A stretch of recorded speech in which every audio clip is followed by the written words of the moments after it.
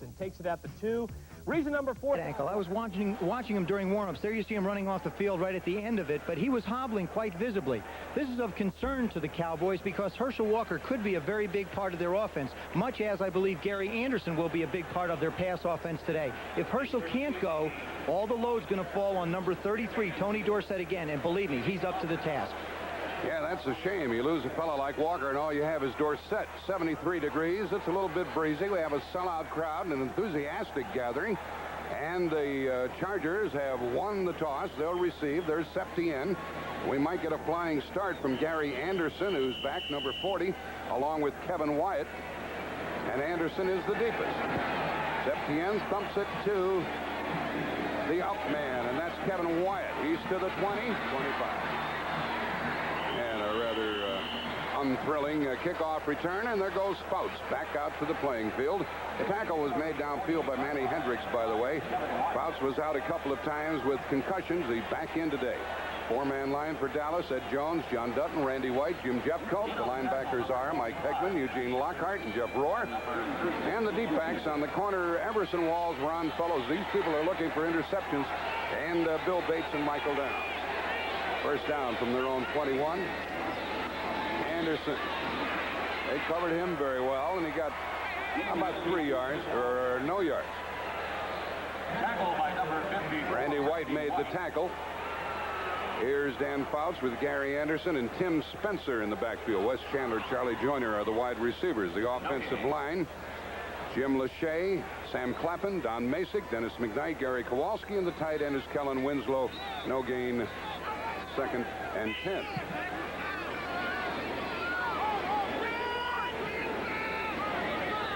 Curtis Adams is in the backfield. That's a setback spot. A quick out here to Anderson. And he fumbled the ball in Dallas as the football is ruled dead at the 40-yard line. Eugene Lockhart came up with it, and it is a fumble, in case you were wondering whether the whistle had blown. They wanted this matchup, Joe. They got it, but then lost the ball. That's exactly. This is an audible at the line of scrimmage. There you'll see just a quick hitch right at the right of your screen. Gary Anderson takes a couple steps. He gets one-on-one with Bates, makes the move inside. Rohr knocks the ball loose as he hits it, and Lockhart in pursuit makes the recovery. They got the matchup they wanted. They were very close to a first down, but Lockhart came away with the ball at the San Diego 40-yard line. Well, that's what the Cowboys have been doing. This is a great time in a football game to take a shot, to try and get some points on the board.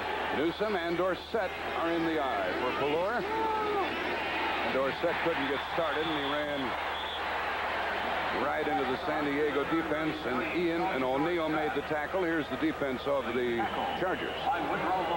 They use a three-man front: Lee Williams, Chuck Ian, and Leslie O'Neill, the #1 pick out of Oklahoma State. Billy Ray Smith, Gary Plummer, Thomas Benson, and Woody Lowe are the linebackers. Ken Taylor, Gil Bird, they've moved these people around. Jeff Dale and Dempsey Glenn, who is a rookie, is at the free safety.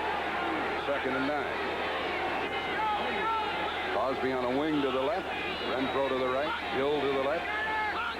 Rafferty to the center. Pallure's first pass, and caught by the big tight end Cosby, gets a few yards.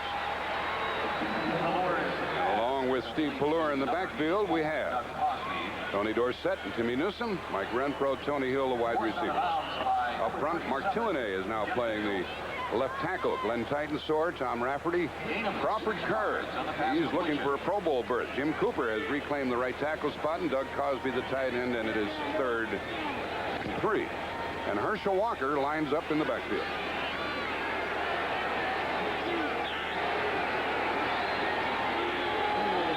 What do you do on defense, Joe? Well, I think you have, you know, this is the toughest situation. You play pass. 3rd and 3. Out here to Walker. No first down. Thomas Benson, the linebacker, number 57, was first there. Let's watch Walker going off. Is he limping? He can run straight ahead, but when he tries to make a cut. There you see that left foot going down, actually heel first instead on the ball of his foot. I believe it's going to affect him as the game goes on. He's not running smoothly. That was his 50th reception for the Cowboys. This is something that the Chargers want to take out of the Cowboy offense. They realize that Timmy Newsome and Herschel Walker have been primary receivers, and they'll probably double them, send a linebacker with them all day to make them put the ball down the field. Mike Saxon punting. He is leading the league in kicking the ball out of bounds inside the 20. He's done it 22 times. Gary Anderson is the safety man. It's 4th down here in 4, and now they're going to take the 5-yard penalty. Number 4, 4th down. You get a little more room for the punter to push the ball. You know, you're talking a difference here from the 34 to the 39-yard line. Where are you going to pooch it to? I mean, you may as well kick it high and have it land. You're only talking about a difference of 5 yards. I don't see where it's going to make that much difference. This has been a penalty that kicking teams take that sometimes I can't understand. Saxon is kicking. Steve DeOssie is the snap man. A little bit low, and he hangs it high, and it will be well covered. Let's see what kind of a bounce it takes. There you can do that. And the ball is down at the 2, a little backward bat. And you can do that as long as you're not in the end zone, and San Diego is way back at their 3-yard line after a 37-yard punt.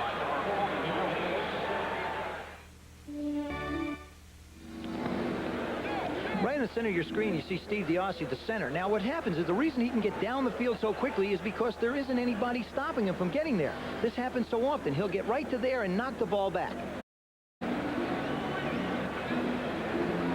There you see him going down the field, moving to his left, avoids Gary Anderson. Now he finds the football, takes a Cowboy bounce. Now, look at him get up in the air. Look at that. And he jumped from inbounds. That's what made it legal. 2 tight ends, Kellen Winslow and Pete Holohan for the Chargers. There's Vincey Glenn. He has a jaw injury. Is being taken off the field. He is their free safety, the rookie. From the 3, the running back, Anderson. Out to about the 5. That was Spencer, the big fullback, 227 pounds. Ran into Dutton and White. Charger problems? Well, in '85, their offense was #1. Look at it now. Their defense is about the same. Little wonder they've won only 2 games. Well, it really is. I mean, they just have constantly made mistakes. They've gone through a lot of injuries. In talking to Dan Faust earlier in the week, he said that we've had to change so much because of the injuries, particularly to our backs. Backfield, Spencer again. Nothing doing. Dutton and Ed Jones got on top of him. It's 3rd down for Faust. You know, he got 2 concussions in 3 weeks, Dan Faust did. In talking to him, he said it was like a halo almost around the top of his head of constant pain. And this is really his first action back in 3 weeks. Not only is Dan Faust curious to see how he feels, but Al Saunders is keeping an eye on how he plays as well. It is 3rd down and 7. Trumaine Johnson, the 3rd wide receiver, is in the lineup.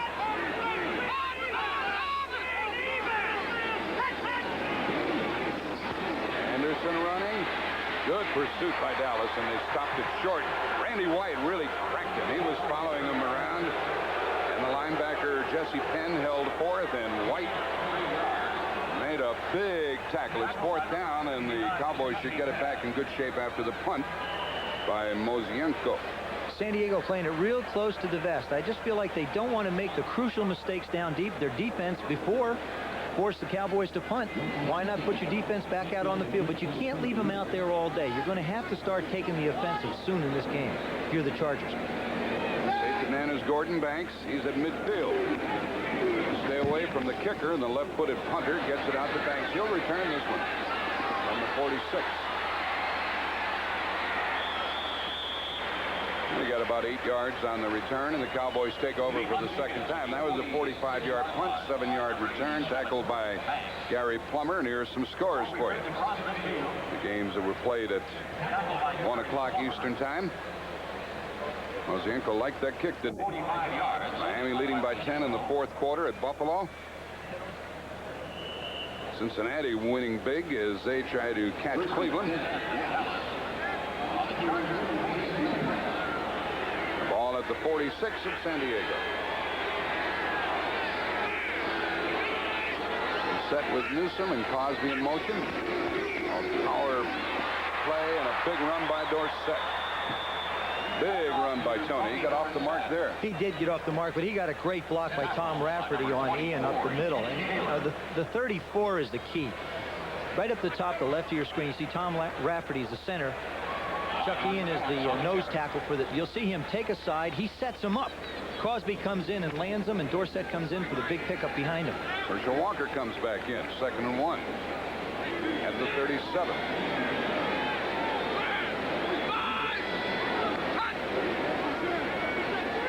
tight ends. Walker gets the first down. He's to the 35, not much more. We have 9:15 left in the first quarter and no score. And the tackle by Leslie O'Neal, number 91. Look at this crazy score. 10-8. Detroit leading at Philadelphia, fourth quarter. What inning? Bottom of the ninth, and Mike Schmidt's the batter. Still in the fourth quarter, Miami by 10 in Buffalo. And Cincinnati with a handsome lead over Seattle. First down at the 35. Look what Pittsburgh's doing to Houston. And the Jets are out in front. On first down, Dorsett and Walker. And a whistle stops play. He made that call because of the 30-second clock. A good call by a quarterback. And TV won't stop.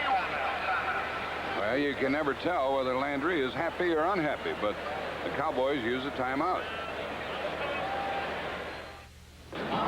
The late Jack Murphy, former sports writer in San Diego, did an awful lot to bring big league baseball and pro football to this area, and so they named the stadium after him. And it's amazing they've been able to generate this enthusiasm after winning only 2 games.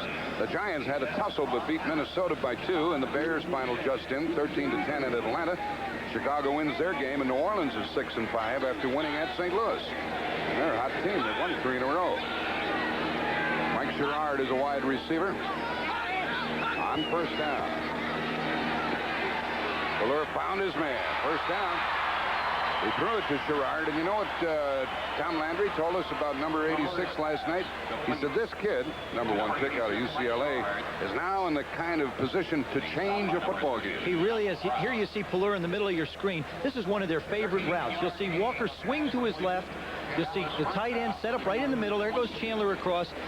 Now, Fuller sets and fires to Sherrard. In talking to Paul Hackett, he said, now is the time that Sherrard has got to make an impact for us. 13-yard gain to the 22. High formation with Dorsett the tailback. Dorsett on a reverse to Sherrard. Looks pretty good for a moment, but they catch up with it. Good defense by San Diego. Out of bounds near the 20. They really feel like Thomas Benson, the linebacker, got over there. He did, and they really feel like they have to get his hands on the football. He's so quick. He looks like a giant beanpole. He's all arms and legs.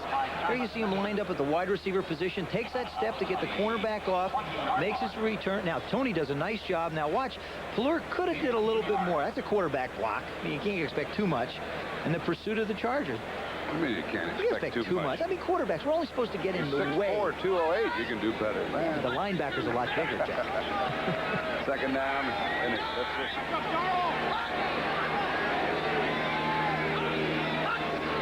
Bill went in motion. A toss to Dorsett. A good block.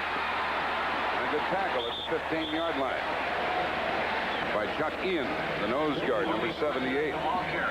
That's one of those plays where you have everybody up at the line of scrimmage. You're going to blitz them. You anticipate a pass. They run it, and a great saving tackle by Ian, or else Dorsett would have turned the corner. Another final, Pittsburgh over Houston. Howard Richards is playing the tackle spot.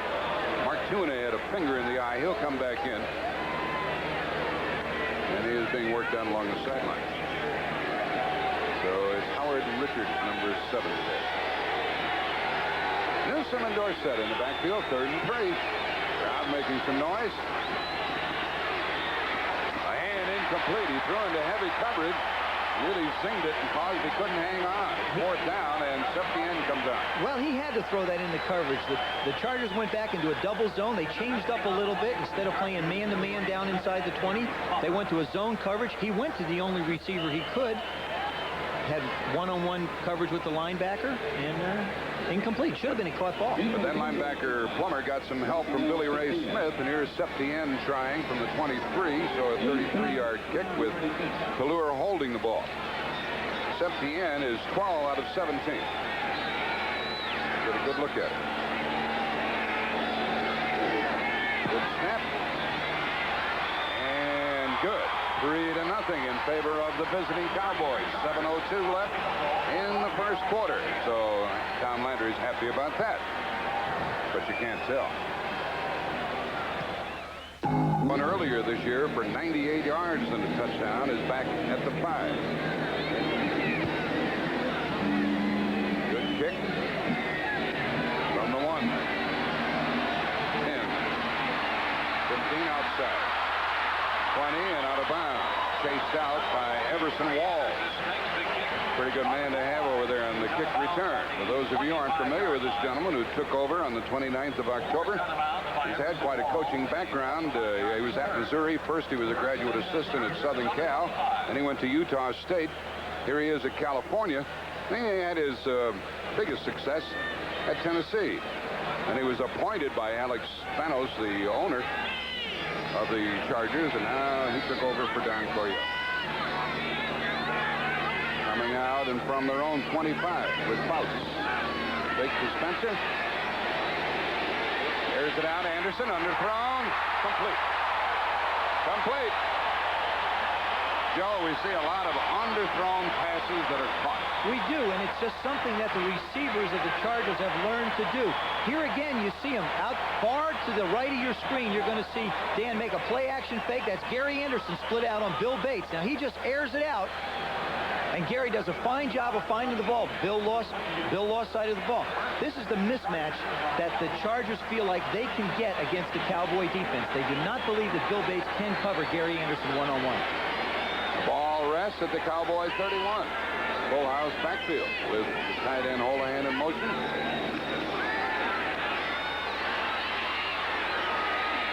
And almost picked off. Trying to get it downfield to Chandler, and Fellows almost walked into it.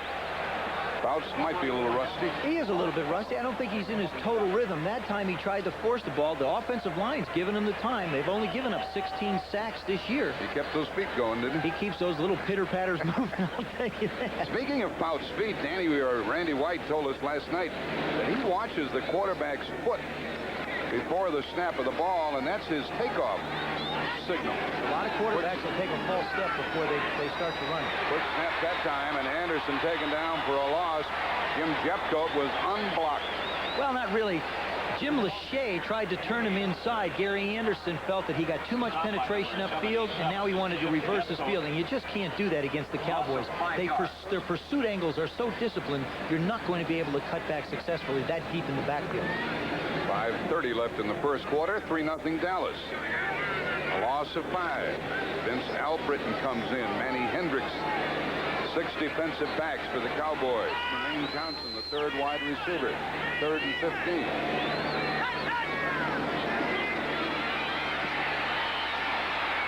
To the sideline and broken up. Very heavy coverage over there by the linebacker Jesse Penn. He backed into him a little bit, but as long as he was playing the ball, you can get away with that. That's right. Here you see up at the upper left part of your screen now. He's lost himself as far as where the ball is. Gary Anderson almost makes the same type of a play he made against Bill Bates. They're down the lower part of your screen. Here you see him turn and make the play. This is something that Dan Fouts does by design, I'm sure, is if a guy is running head-to-head with the defender, he will underthrow him to allow his man to make a play on the ball. Ralph Mozienko will punt for the second time. This one was 45 yards. Gordon Banks is back. And goes into the end zone. Was just a yard too far. There was good coverage downfield by Donald Brown, but it was a yard in front of him. It'll come out to the 20, and the Cowboys will take over. First till 10 Dallas on the 20-yard line. X-ray. Who wants to buy an X-ray of Vincie Glenn's jaw? He's on the sideline. The pictures come out very quickly, and so Donald Brown has to go in and play the right corner. He is a rookie, and Gil Bird moves from the corner to the free safety spot. This is the way they've played most of the year and not really had the type of production out of their secondary. They'd rather have Bird on over the corner, but with Glenn hurt, you got to go with what you got. Walker in the backfield for Pallure. Hill in motion. Herschel is popped. He stood straight up by Lee Williams. Got a 2-yard pickup on that one. One of the things that's concerned Paul Hackett, the offensive coordinator of the Cowboys, is their inability to gain yardage on first down, whether it be running the football or throwing the football. Here they've come out and tried to run first down, run second down, possession pass third down. I think the Cowboys are going to have to open it up if they want to consistently move the football this afternoon. Second down and 8. Walker and Dorsett are the tandem.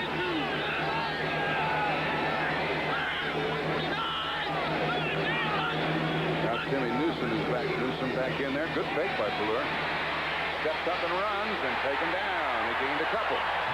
Plummer, number 50, tackled him, the linebacker. 2-yard gain. Pelluer has an average of 7.5 yards per run. He does, but you know, as a defensive team, if you can make the other team's quarterback run, that is not the way that he's going to beat you.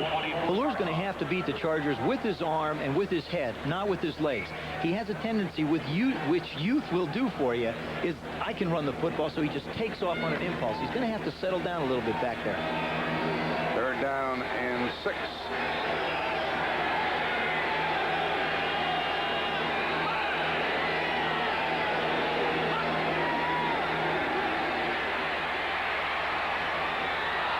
Good throw and a good catch by Herschel Walker. Have you seen something? He looks like a wide receiver leaving his feet. Jeff Dale covering him. Good pass. That's one of the things that Herschel Walker does probably as well as anybody in the National Football League. There he is at the lower left part of your screen. He comes out of the backfield. He's one-on-one on a defensive back. Pelluer does a nice job of sitting in the pocket and makes the throw. Look at him leave his feet.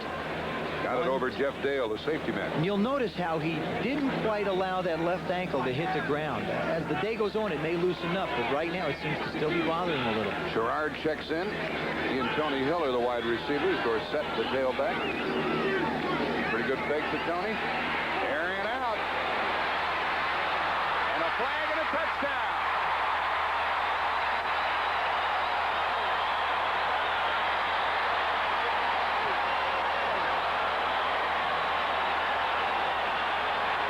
Dallas fans are here, and that's 68 yards to Mike Sherrard with a good fake by Pelluer and Dorsett, which helped to set it up. A lot of times it's the running back's fake. There you see Sherrard. Now he's just going to run a post. He just flat out runs Donald Brown. This is the thing the Chargers did not want. They don't want to get Sherrard isolated on Donald Brown. There you see he hits him early, but great concentration to keep an eye on the football and then take it in. He is a man that the Cowboys are counting on to start to emerge at this point of the season. We told you that Glenn was out. Bird had to leave the corner, go to the safety spot. They put in the rookie Brown out of Maryland, and he was burned. Burned Brown. Septien with the extra point try, trying to make it 10-0. 3-2-4 left in the first quarter. We're holding. That's good. Septien has been perfect all year long.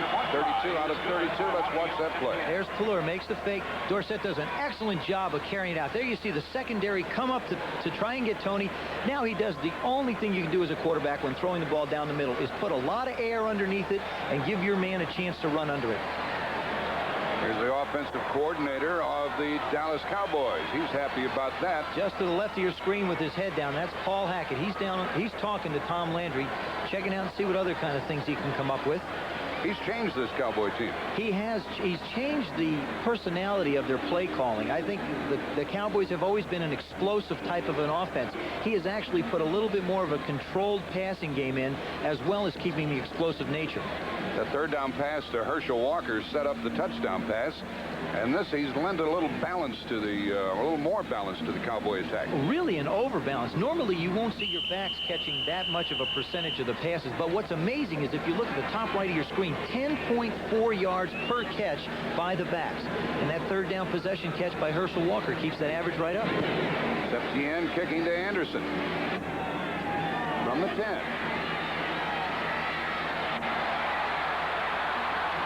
Past the 35-yard line. Well, we're winding down the college football season. Michael Downs made that tackle, and what a doubleheader we have next Saturday on CBS Sports. It's Michigan at Ohio, and the winner goes to the Rose Bowl. And they will play Arizona State. And so you get a Rose Bowl preview, actually, because Arizona State will be playing Arizona. And it starts at 3:30 Eastern time. So it's a collegiate doubleheader. And you're going to see some Rose Bowlers in action. Very big drive for the Chargers. They've got to get something going. From their 36. Toss to Spencer. Very little. Randy White stood him up. 2-yard gain. It surprised me a little bit. The Chargers have come out trying to establish a running game. I don't feel like they're going to be able to run against the Cowboys. Talking to Al Saunders, he said, look, we're going to have to score points. Look at the arms on that Spencer. He weighs 227. They're not arms. They say he gains trees. He gets bigger every week. They're limbs. New England jumps ahead of the Rams. Denver pounding Kansas City. Curtis Adams in the backfield.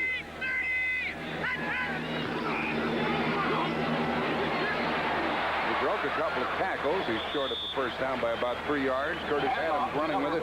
They had Anderson split out. That's the versatility of Gary Anderson. That's exactly right. And what that formation is doing for the Chargers, it is allowing Dan Fouts to make audible calls at the line of scrimmage. That time you heard him make an audible call. That was a draw play to the back. He also has another audible in there where he can throw a quick hitch to Gary Anderson or to Chandler on the other side. So that formation is going to be one that Dan is going to control the tempo of how the game goes. Third and a long 2. Spencer back in there. Holohan in motion. That ball took off.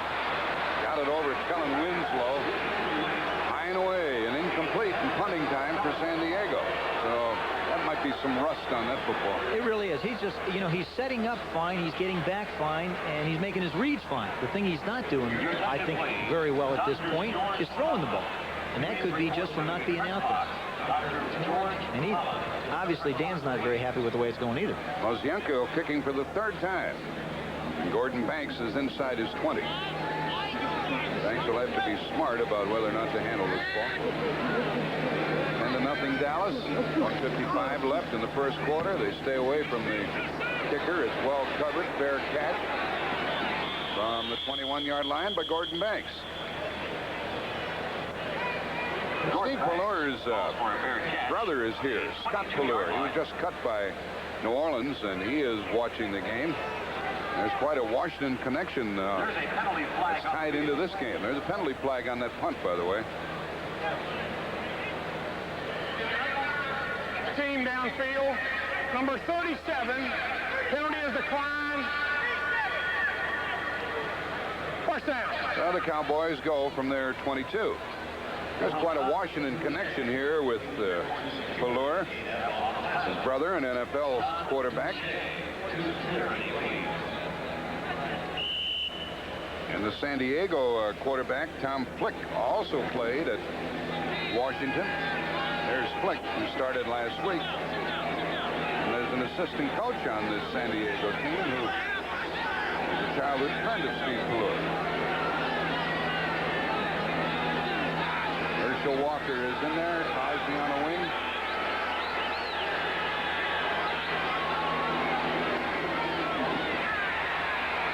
Herschel broke a couple. Had to work hard to get out to the 25 for 3 yards. Gil Bird came up and tackled him. There's Pellure, and here is how he is associated with Tom Flick. Flick was the quarterback at Washington. He's off to the left. Or he's off to the right, and then Steve Pellure came along. And before Flick, it was Warren Moon at Washington. They have had a history of not good quarterbacks, but great quarterbacks at the University of Washington. So those two, Flick and Pellure, were together in junior high school, and college. Tom Flick's excited to be back in football. He was out of it for a year, and he's just happy to get the chance again. We see Robert Labette in the backfield, 2nd and 7. Flag down. Pellure out about the 28, short of a first down. We'll check the play. Don't do that. If you're a quarterback and you're heading out of bounds, run out of bounds. That's illegal motion by the Cowboys. They was one of those new fancy formations, and he just didn't give the guy in the backfield a chance to set up. And Labette, who started in motion, the ball was snapped as he started forward. If they decline the penalty, it's going to be 3rd down and about 5. Now we're going to have offsetting penalties. Tom Dooley, the referee.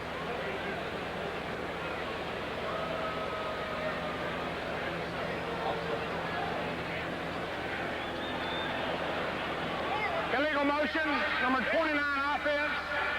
That's Labette. Illegal use of hands, number 23 defense. Penalties offset, 2nd down.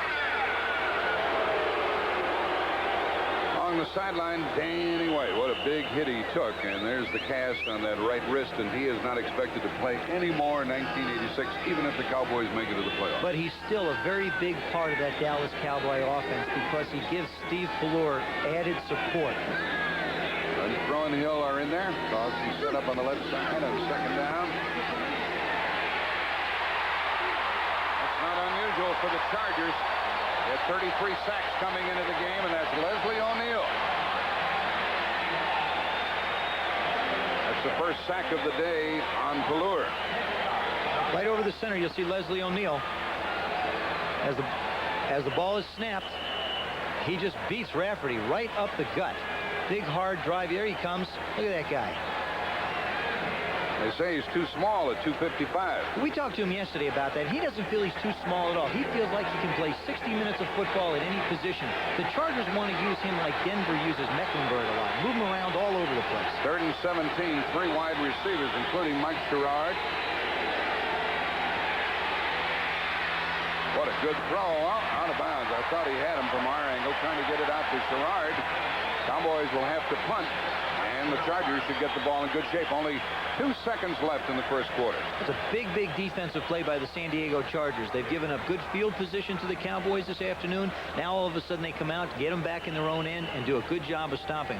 Not a very smooth offensive series for the Cowboys either. See how high and far Saxon can thump it on his second punt of the day. Gary Anderson back at his 45. They better cover him. What a versatile performer. Kickoff returns, punt returns, tailback, wide receiver. Saxon played out here at San Diego State, so he's got to know the air pretty well. He's familiar with the air, right? Oh, a terrible kick.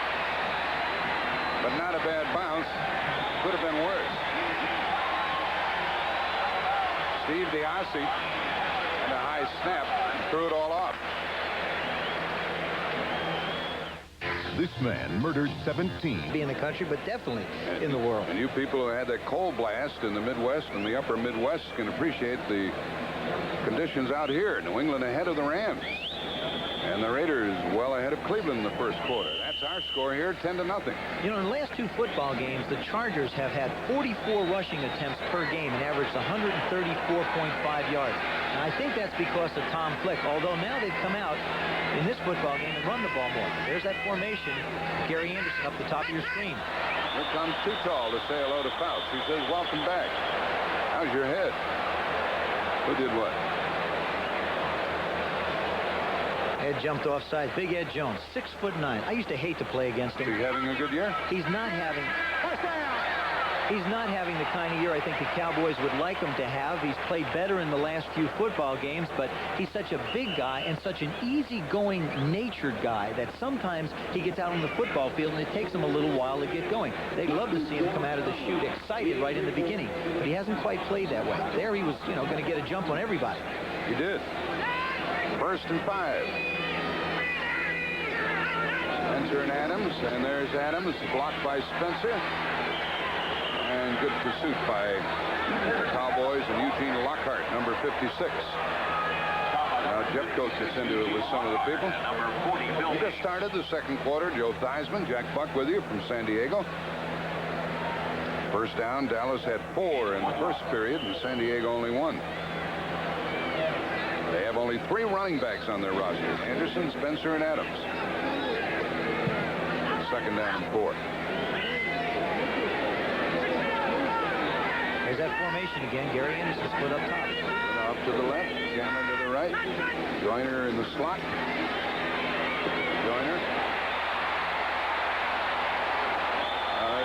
Not Joyner. The tackle by fellow Don Joyner. And Joyner, by the way, now goes over 12,000 receiving yards. That's some figure, isn't it? He's not very fast. He's not very fast. And talking to Al Saunders, he's the kind of guy, he's the man that just makes plays for you. And Dan Fouts and Charlie Joyner have such a rapport and have played together so long that for Dan, he has said before, Charlie Joyner is my security blanket. First down at the 27. Spencer in the backfield. First down pass.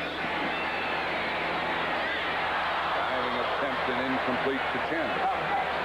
He's in his 9th year. Fellows covering. When you come back from a layoff, Joe, what's the biggest problem? I think the biggest problem is just getting your timing back. And we saw it in the first quarter. Dan Fouts, his reads were fine. His footwork was fine. But his arm just wasn't, he wasn't putting the ball exactly where he wanted it. You know, he was 3 of 7 at this point. It looks like now he's starting to get a little more zip on the ball, starting to throw it where he wants to. I think as this game goes on, he's going to feel more and more comfortable. Jesse Penn is in the lineup. Vince Albritton, Manny Hendricks for the Cowboys. Quickie batted in the air. Tried to get it out to Chandler, and it was knocked down. I think Jeffcoat got a hand on it. Jeffcoat at 6'5". That's right.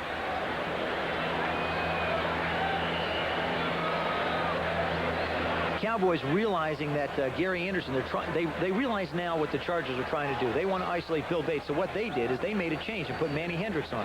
There's that little quick hitch pattern again, only this time Dan Fouts went to the other side of the field to Wes Chandler, where Jeffcoat got his big mitts up on it and knocked it down. That's the thing about the Cowboy defensive ends. They rush so well and get their hands up so well, it creates problems for short passes. Fouts is only 3 out of 8. This is 3rd down.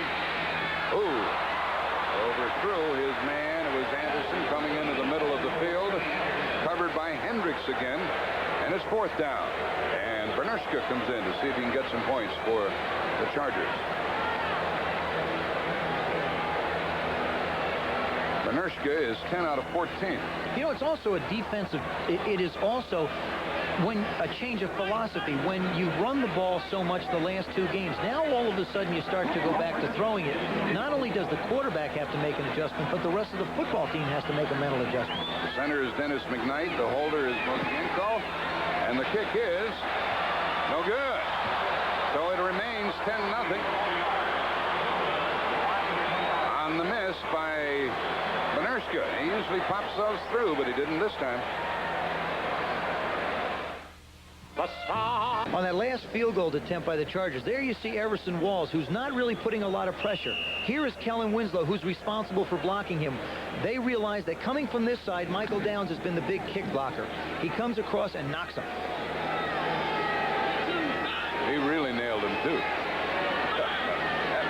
From the 27.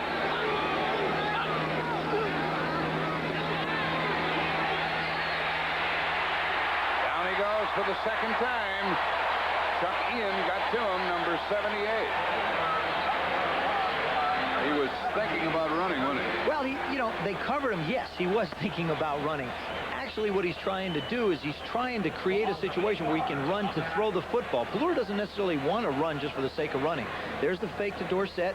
Now you'll see Ian beats Rafferty, now in the grass. Whistle blow right now. Here you see the referee put him down. By the way, Mark Tuinei is back in the lineup at the left tackle spot for the Cowboys. That was a loss of 8. Dylan Renfro. Still in motion, reading the defense. Toss to Dorsett. Taken down from behind by the linebacker, Billy Ray Smith. Smith got away from his block. And hauled him down from behind, and he's limping. Chuck Ian down on the bottom again. If you're going to play a 34 defense, the 3-4, the 34 defense, the nose tackle is the most important man in that defense. He has to control the 2 guards in the center triangle. And with the type of play he's playing, he's doing a good job this afternoon. Extra defensive back is John Sullivan for the Chargers, and Earl Wilson comes in up front to help with the pressure on 3rd down.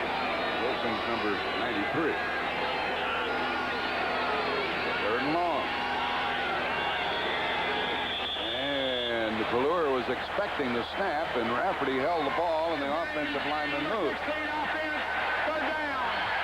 Well, the quarterback moved. That's your 30-second clock. Well, that's your 30-second clock. It wasn't that the quarterback moved, but because of the substitutions that the Cowboys make with their special personnel on 3rd down, Plur was unable to get the play called in time. Now, he called a timeout one time earlier in the ballgame. This time he got called for the 5-yard penalty. They're going to have to get the plays in and out quicker, or else it creates a problem, because you just don't need 3rd down and 20. That's what they have, 3rd and 21. A lot of penalties this year for the Cowboys. Gerard is the extra wide receiver. They draw it. They cover it. Tackle at the 20, punting time for Dallas. So this defense is a little different. Tom Landry said they have the best defense that they've had in years at San Diego. Absolutely right. What they've started to do in recent years is they've started to draft defensive players. Back in the early 80s and late 70s, they felt that they needed just a few players on offense to put them in the Super Bowl. So they just said, the heck with it. We're not going to draft defensive guys. They just went for the offensive people. And it caught up with them in time. Now they're starting to get back to play good defense. Anderson's inside his 40, waiting for this punt from Saxon, which is his third of the day. Pretty good one. Anderson all the way back to the 28. Good tackle. He's knocked down at the 45-yard line. Fowler made the tackle. 52-yard punt. CDS.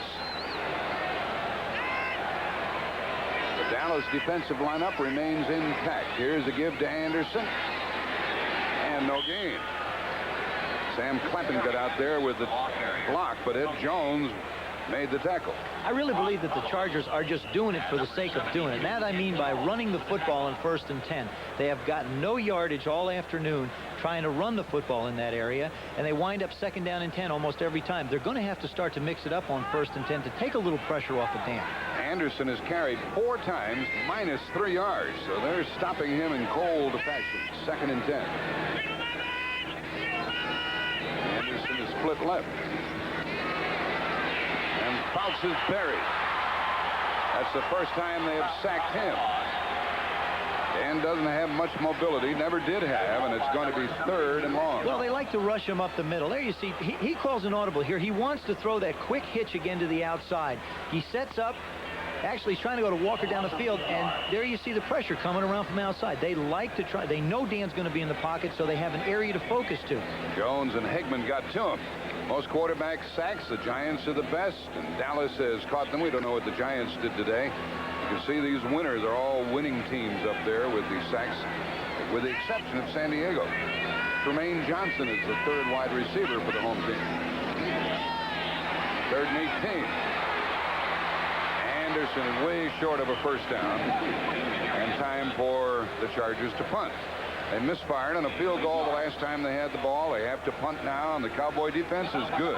It is, man. A lot of times people criticize the quarterback for throwing a little dink like that and expecting him to run 18 yards for the 1st down. But I think it's smart football because the percentages of picking up 3rd down and 18 are not very high. You get Gary Anderson the football, he could run 18, 20 yards, so it's a good call. Now they're in the tempo of the football games. They're letting their defense play football, and the offense is not making mistakes. Mosienko with his 4th punt. Gordon Banks is inside his 20. 8:55 left in the half. 10-0 Dallas. Trying to kick it away from Banks. He should let it go. He does. And it's going to be downed inside the 10. Everybody did the right thing, but on a good punt by Mosienko, the Chargers have him pinned back at the 7-yard line, a 48-yard kick. Well, when the kick returner does a good decision, he got to the 10-yard line. There's a rule. You shouldn't field a punt inside the 10. He lets it go. The cover team gets down the field. Everybody did what they had to, and Mosienko put the ball where it should have been. Here's an interesting young man, only 24 years old, right there in the middle, Jim Mora Jr. His father is the head coach of New Orleans. They beat the Cardinals today. And he is a very good friend of Steve Pellure, who's quarterbacking for the Cowboys today. It's his best friend. I bet you he's not today, though. The ball at the 7.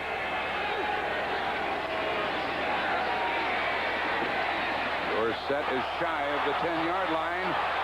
And the ball came loose, but it's 2nd down. Jim Mora Jr. talked about his relationship with Steve Pellure, his best friend.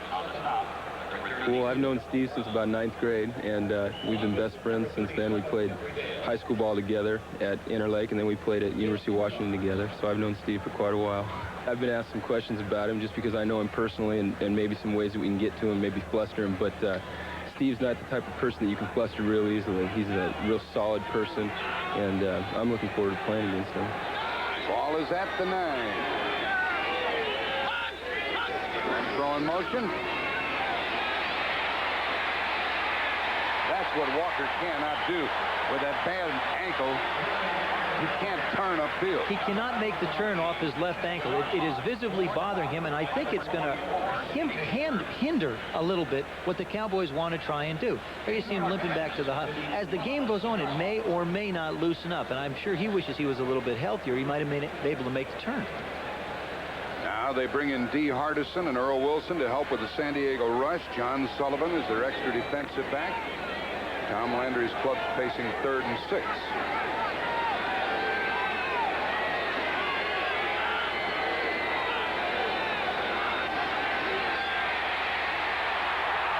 That is ruled a fumble. Leslie O'Neal got there, number 91, but the Cowboys got it back. It was not a forward pass.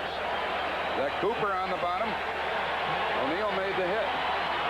There you are. You're sitting right in the end zone watching this one. Pelluer looks back. Now he steps up in the pocket just like he should. But O'Neal comes around and just gets his hand. Now where's the football? He does a fine job of finding it. Pelluer falls on it. Smart play by the quarterback. Saves a big turnover for his football team. He got it back. Now Mike Saxon has to punt from the end zone. And Gary Anderson is out near midfield. Timeout called. There's 7:18 left in the half. There is Saxon. He'll have to get rid of this one in a hurry. Getting the snap from Diassi.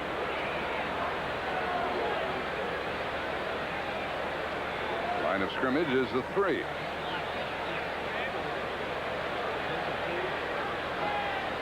I don't know what they're trying to square away here. So perhaps the replay official, Royal Cathcart, has something to do with this situation. That's Tom Dooley. Wherever Tom was going, he decided he didn't want to get there. Too far. Jogs every day, or every Sunday. A lot. Tell us. After further review by the replay official, the play will stand. The question was whether or not it was a forward pass. It was not. It was a fumble. Pelluer got it back, and it's punting time. Royal Cathcart is the replay official. He said to me today, "Be kind to me today, Jack." Nobody's been kind to the instant replay. 4th punt by Saxon. We've had this is the 8th punt of the game. Anderson back in midfield. Good snap by Diassi. Good blocking. Nice high kick to the 40. Anderson couldn't get on track, and it was covered very, very well. That's what happens when you have a high punt. Jeff Rohr got downfield to make the tackle. 57-yard kick. Stop by number 50, Jeff Rohr. Don't you folks in Dallas love Joe Theismann? Joe, San Diego can't move. What are they going to have to do? Well, they can't move. What they've tried to do is they've tried to run the football on 1st and 10. And I don't believe they can. I don't think they're going to be able to run the football against the Cowboys. If they've going to have a chance to get some points on the board, it's going to be throwing the football, particularly on 1st and 10. You quarterbacks are all the same. Love man. to put it in the air. What can I tell you? Throw the ball. Throw the ball. 6:57 left in the half. 10-0 Dallas. First down. Chargers at their 47.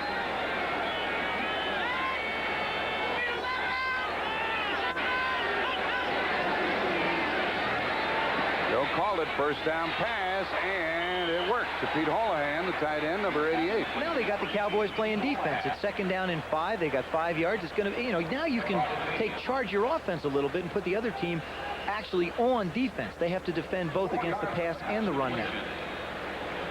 Here's New England ahead. And the Rams playing them tough, and the Raiders pulling away from Cleveland. Here it is 2nd down and 6. Cleveland score make the Cincinnati fans happy. Curtis Adams, Gary Anderson in the lineup for San Diego. Quickly out here to Chandler. First down to the 40. How do you stop that one? Well, you don't. I'll tell you why. Because that formation, as we mentioned earlier, here's Chandler. It's just a simple hitch. Dan Fouts is audibling at the line of scrimmage. Everson Walls falls down. That's why Chandler was so wide open. and he's a great runner with the football. But that formation, by splitting Gary Anderson out and Wes Chandler on the other side, you put pressure on Bill Bates to cover Anderson, Everson Walls to cover Chandler, and you let Dan Faust make decisions in reads. That's why his presence back in the game is so important. At the Cowboy 40, number 40, Anderson. Boy, there's that first down run again. They have it covered, don't they? Well, that time they tried to come up on the quick count and catch him off guard. But still, the Cowboys play that flex with such discipline. And by I mean flex, they play the one defensive lineman closer to the ball, another one back off the ball. Everybody's responsible for a gap. Somebody missed Jeff Rohr. He made the tackle. Ernie Zampese calls plays for the Chargers. In talking to Al Saunders, he said Ernie runs the offense totally and entirely, and I'll guarantee you he's happy to have Dan Faust back. He said he's the best. 5:10 left in the half. Manny Hendricks, Vince Albritton are in. Don Smerrick in to help with the rush. Anderson lost it with Hendricks covering. Manny Hendricks, a rookie out of Utah. Hey, just there's don't see Anderson. He's not having a very good day. He's not having a typical day. No, he's fumbled once. That time he had the ball get out of him. He made a couple of nice catches, but you just don't see Gary Anderson lose the ball that frequently. You see the Chargers only 9 yards rushing. We have had a 33-yard field goal by Septien, 68-yard pass from Couleur to Sherrard.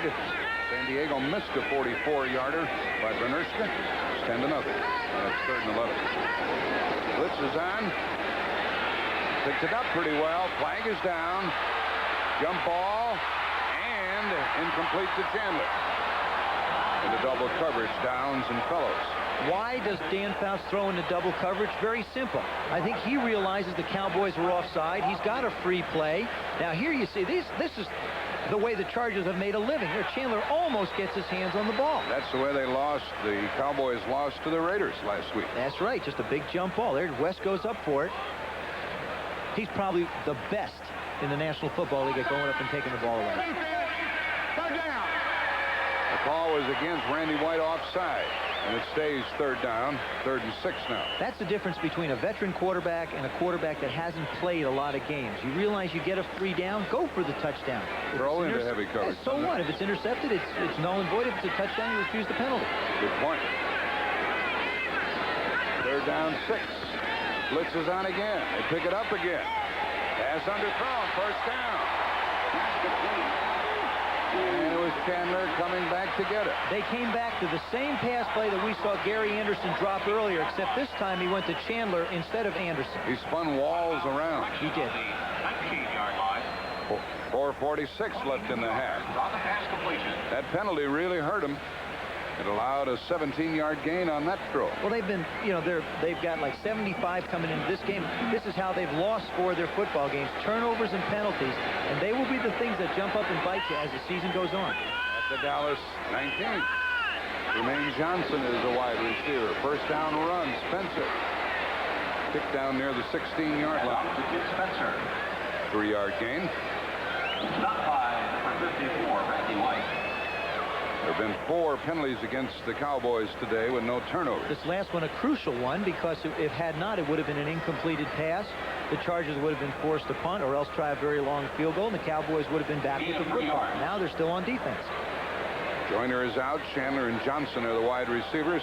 2nd down and 7. Inside the 20, they are potent. Overhand in motion. Short into the zone and caught by Winslow. 1st down. A one-handed grab by Kellen Winslow with Jeff Rohr trailing him. Kellen Winslow has been one of the premier tight ends in the National Football League. Of course, last year, he got hurt. Now he's coming back. His knee's getting stronger and stronger. There you see him at the right of your screen, run a little inside move, outside move. Does a fine job. Great catch. 1st down and goal at the 7. He's an old friend of ours, played at the University of Missouri, been at a lot of banquets where he has been honored. He's a wonderful kid. Is he big? Oh, 250. This is his 8th year, 6'5", 250 pounds.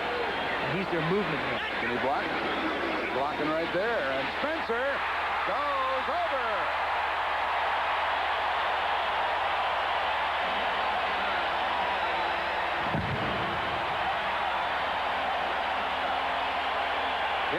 Spencer out of Ohio State with a 7-yard run.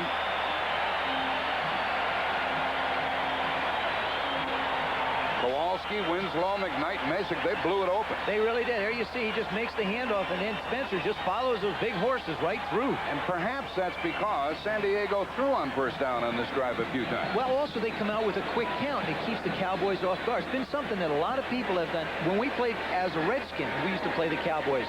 We used to like to quick count them a little bit because they do a lot of shifting with their backs and their defensive line. They love you in Dallas. Oh, yeah, big. 3:17 left in the half. The extra point try from Bernershka. He has missed 2 this year.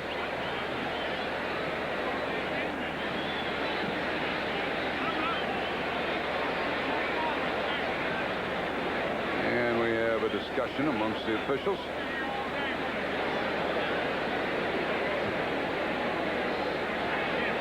What's going on?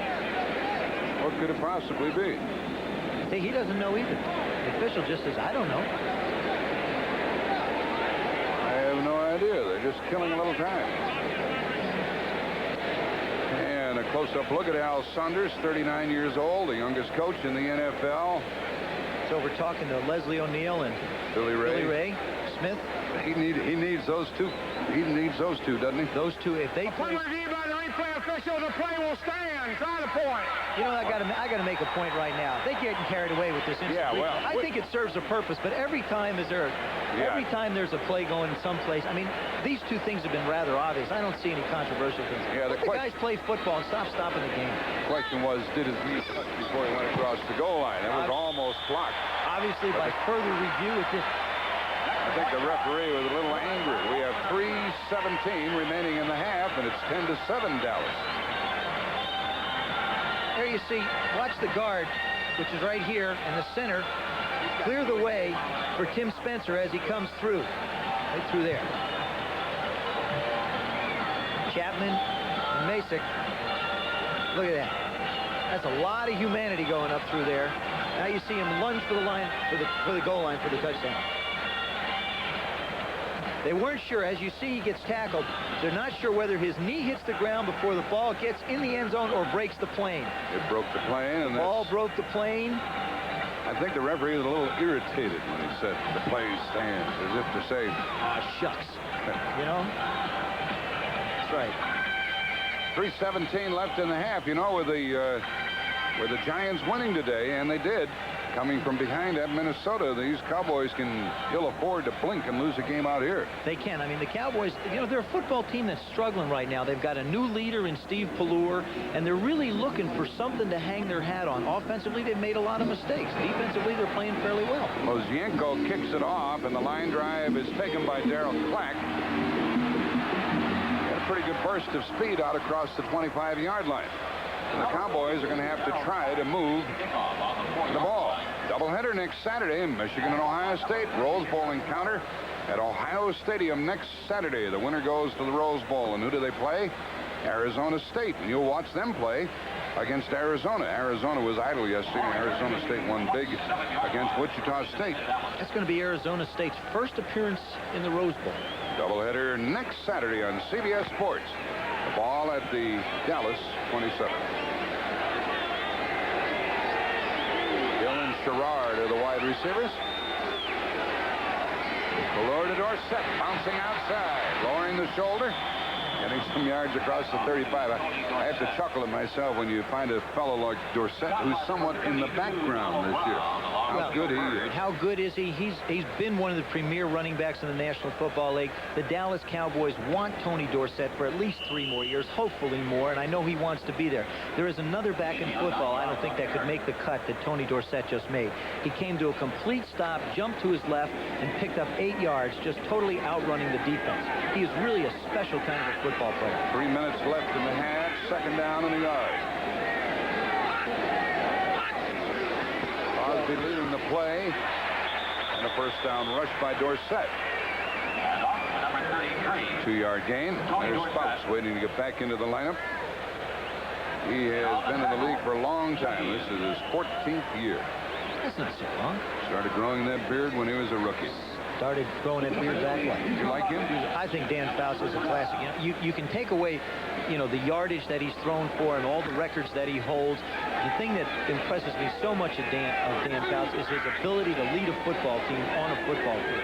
He's totally in charge when he's out there. First down at the 38. The boys going to have to open it up here. Pass. Good fake again, but double coverage, and it is broken up to Sherrard. Brown and Bird were there with Vincie Glenn out of the lineup. They're trying to pick on Brown again. They know he's out there on the corner, and the Chargers made the switch. There you see Brown at the right of your screen. You see Bird coming over. Now Brown starts to trip a little bit.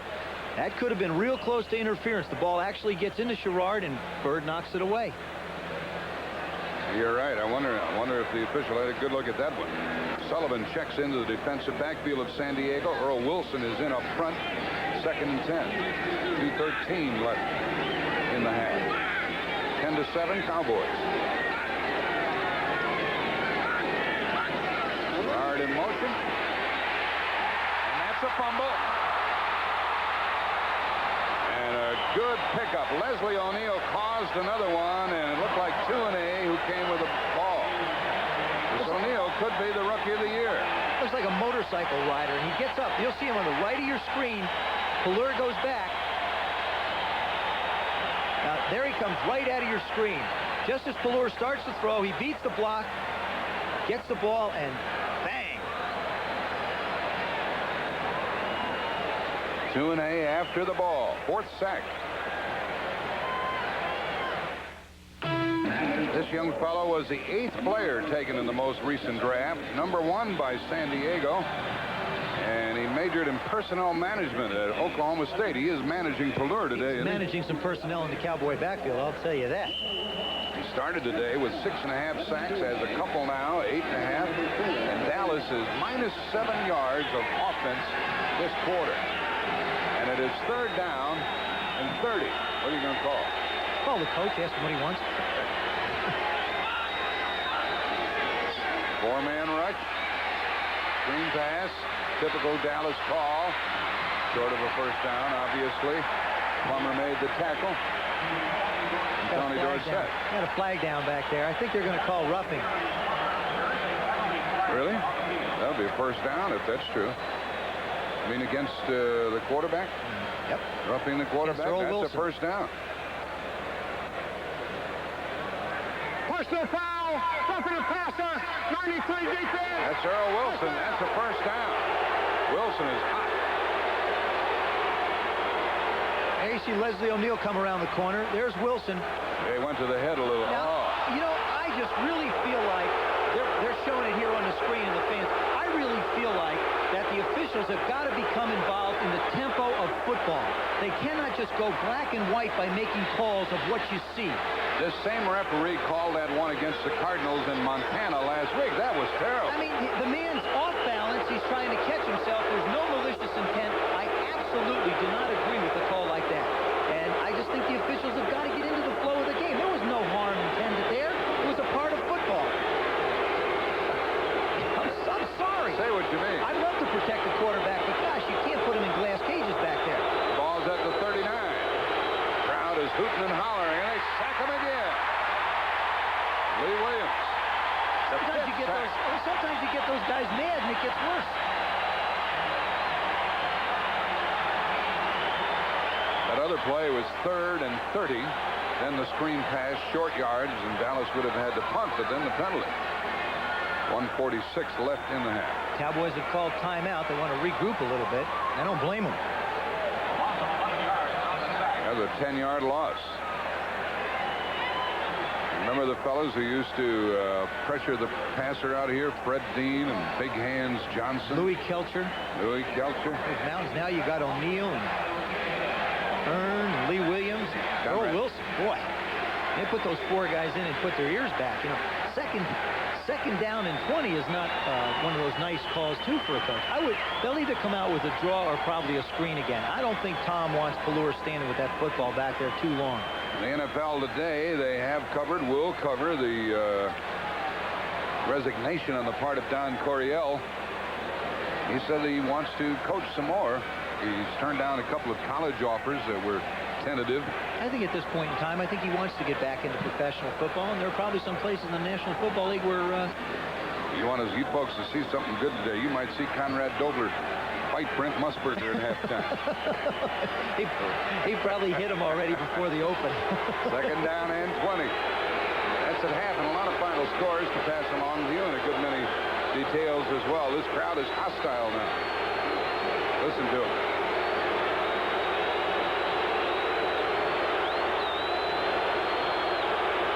Second and 20. Four-man rush.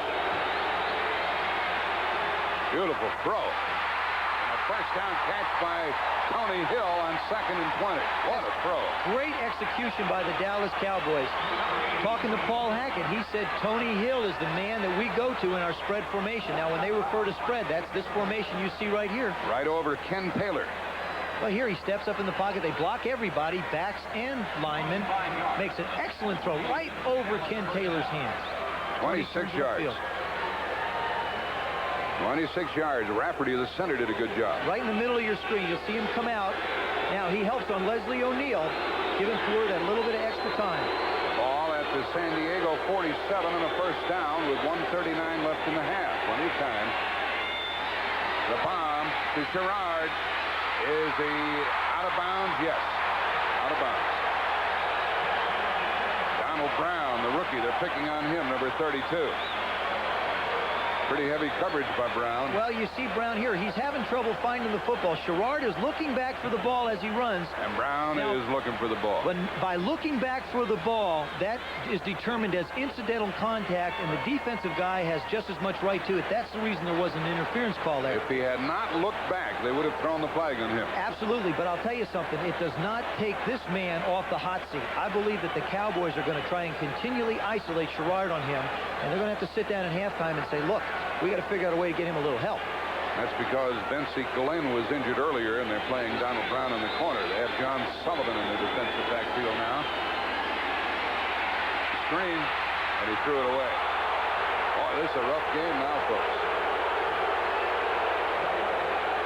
Herschel Walker was drilled to the deck by Gary Plummer, number 50. Plummer threw him down, but he also helped him up. I mean, you know, a lot of respect. Thanks a lot. Threw him down, but helped him up. That's one of those sorry about that. This is a screenplay. Now, Plummer does an excellent job. He throws it near the intended receiver so he doesn't get called for grounding. There's Plummer throwing Herschel down. He says, I'm sorry. Wait a second. Here, let me help you. And Billy Ray Smith was on top of Plummer, and it's 3rd and 10. 1:28 left in the half. 10-7 Dallas. They have their hands full. Tipped. And incomplete. Plummer that time again in putting pressure. He came from a blitz. They just had too many people coming. Plummer was on top of him, and Dale deflected the ball. They just didn't have enough people to block him on that side. Well, this crowd's into the game, and that's really helped the Chargers.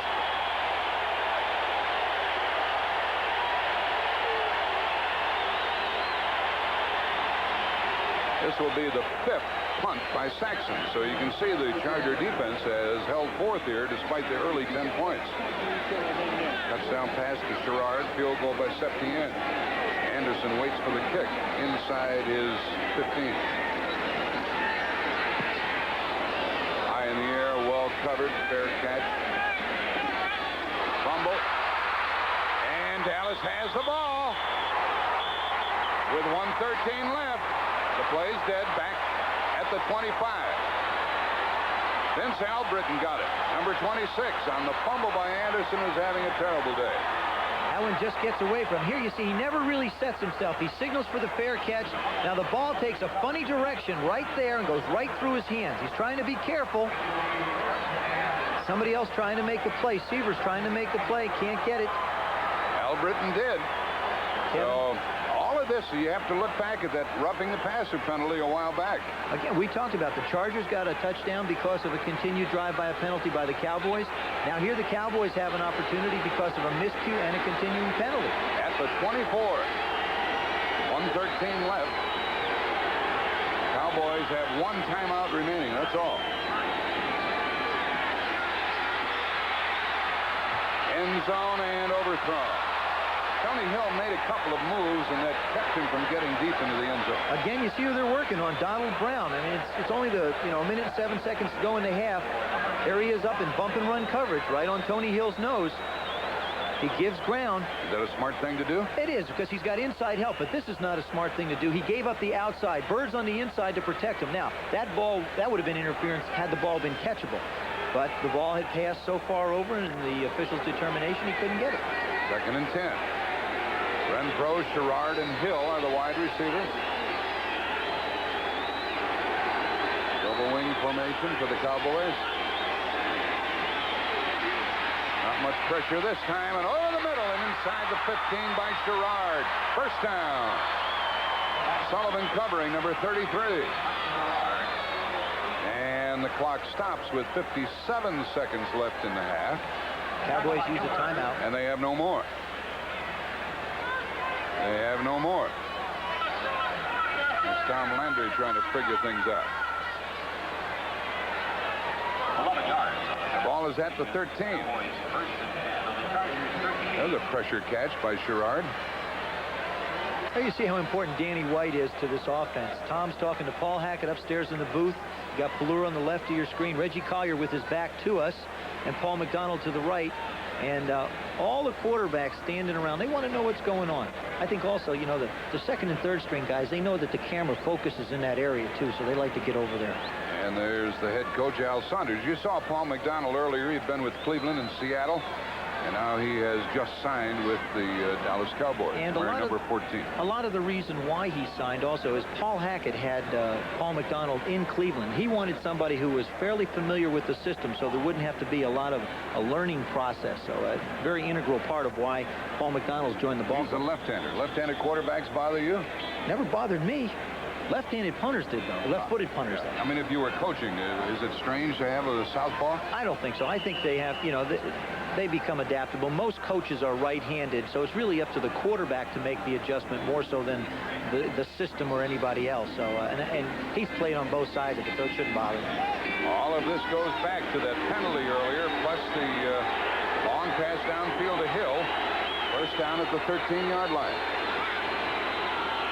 3-man front. 4-man rush. Quickie out here and out of bounds at the 10. And a little swing pass to Dorsett. Good read by Pelluer. There you see the decision. The Chargers decided to rush 4 and drop 7 back in coverage. He went right to the underneath man. Dorsett going out of bounds. Accomplished 2 things. You picked up 3 yards. You also stopped the clock. Very essential when you don't have timeouts. Big point for Dallas. They're without Tom Rafferty. He has a hyperextended knee, and Brian Baldinger is in there at the center spot, number 62. It's 2nd down and 7 at the 10. See the time remaining, and the Cowboys lead by 3. Chargers want to prevent the touchdown. They're blitzing, and he had to cough it up, and it's incomplete, out of bounds. They were really coming after the quarterback Pelluer that time. And it makes it 3rd and 7, 48 seconds remaining. Pelluer rushes to the sideline. What I've noticed, the defensive backs of the San Diego Chargers do not watch the football. They keep an eye on the receiver, allowing an underthrow or a ball even close, allowing the receiver an opportunity to go up for the ball. I wouldn't be surprised if they try and put like a fade or a very similar pass that we just saw to one of the wide receivers against the cornerbacks of the Chargers. Dallas is only 1 out of 7 on 3rd down in obtaining a first down. And it is incomplete. Tried to get it to Newsom. A very awkward angle, and it's field goal time for Dallas. That was a tough throw to make. It was a tough throw. It's a tough catch, too. The ball's coming with a lot of velocity right over your shoulder. That should have a little bit more touch on it, a little more arc. If not, it shoots right through. The extra back, Sullivan, was covering on the play, and Septien goes to work. You know, if I was a coach, you know what I'd love to do here? Call a fake. Why? Why? Because you've got momentum going your way. You're moving the football. You're making plays. There's absolutely no way I would think the Chargers would expect it. But I wouldn't expect Tom Landry to do this in this situation. 28-yard try. Pelluer holding, so they have a good setup. Good snap. Line drive kick is missed. Boy, that's rare for Septien. A very good snap, and he just whacked it and missed it. Before, if the Chargers had gotten the ball back with 1 minute and 46 seconds to go, I would have thought they would have tried to drive down the field. In this instance, I think what they have to do is realize they're only 3 points behind. Don't give up a ball. Cowboys can't stop it. So you go in at halftime down 10-3. You'll see his left foot. He just flat missed it. Yeah, I thought he slipped with that front foot, the left foot. He did not. It planted there. What he did, as soon as he kicked it, he knew he missed it, and he just went up in the air and went down on the ground and said, oh, my goodness. That's a rarity for Septien from 28 yards. So he's made one of 33, and he's missed one. Dan Fouts is the kind of quarterback you want to have handling a football team with this many seconds, 35 seconds to go on the clock. They use a hurry-up offense. They have 3 timeouts remaining. They run it to Anderson. Fans don't like the approach, but he gets out of bounds with 22 seconds remaining. You know, either run the clock out or call the timeouts. No, I'll tell you what you do is you run the ball maybe the first or second time. You save your timeouts because they can run 4 or 5 plays now. If they pick up 10, 15 yards, they get in field goal range. If you can break one of those big runs, then you can get in field position where you can start to play. Well, they call a timeout now, and there are 22 seconds left. You say they can run 4 or 5 plays? Well, they could. You see, you could have with 22 seconds to go, depending, because if a man catches the ball inbounds and a wide receiver catches an in pattern, he can declare himself down, and they have to blow it. Any player on the field can call timeout. Well, at halftime, Musburger had better cover himself. He's got Deerdorf and Dobler there in the studio with him. It'll be tag team wrestling with Musburger, the referee. Scores and highlights and a story about Don Coryell. And both Deerdorf and Dobler played for Coryell, so the full story should come out. Well, you know, I had the opportunity to play with Conrad Dobler. He joined the Redskins for a very short period of time. Of course, he was a great player with the Cardinals. Great player. I mean, our guys used to line up against him. You know, normally you find somebody on the other team that you don't like. But when I played with the Redskins, the guy that we focused on who used to play for the St. Louis Cardinals was none other than Conrad Dobler. Well, he was a good guard. He could pull and get out there in a blink. Oh, he was tough. He could bite you. I saw a game here, and he kicked Louis Kelcher on the first play of the game. He likes to set tempos that way. But you look at him now, and he's just a nice, peace-loving man. Yeah, sure. 22 seconds left in the half. Albritton, Hendricks, Holloway, they're all in there for the Cowboys. Short pass, very safe play to Anderson. 15 seconds left. Why don't they just forget it? Why don't the Chargers just forget it? They're going to call another timeout and have 15 seconds left. They have 1 timeout left. A doubleheader next week should be very interesting. Here are the matchups. Green Bay at Chicago, Minnesota at Cincinnati, meaningful games, both of them. And then later on Sunday, Dallas and Washington. And, you know, that's always been a big, that game has started already. You know, they play San Francisco tomorrow night, but in Washington, this is the game that everybody looks to, whether you're a fan or a player, and it always boils down to the fact that both of those teams are in a playoff race. Well, I picked San Francisco tomorrow night, and Dallas had better not be thinking about Washington here today. They have their hands full. I'm not picking, to be honest with you. Come on, stick your chin out. No, I'm not going to stick my chin out. I just think it'll be a good football game. I happen to believe though, for the Redskins, that their remaining schedule, which we'll look at later on, is probably tougher than anybody's has to play. They go into Denver, they go into Philadelphia, they got the Giants and the Cowboys left. They've got a tough road to hoe between the three, the Cowboys, the Giants, and, of course, the Redskins. 1 timeout left for San Diego. 15 seconds remaining in the half. This is that interception ball that all the coaches want you to throw, and fortunately for Dan, he got sacked. Ed Jones got to him with 10 seconds left. Second sack of Fouts today. And now they're going to start the clock again, and that's how it'll go to the locker room, fellas. I think it's a wise decision. Yeah. San Diego's just going to let the clock run down. After the sack, they stop the clock, and then they reset it, and they let it run. So we're going to halftime with a 10-7 score, and the Cowboys expected to be better off here. They had a terrible second quarter. Dallas will receive the second half kickoff. They enjoy a 3-point lead at the intermission, 10-7.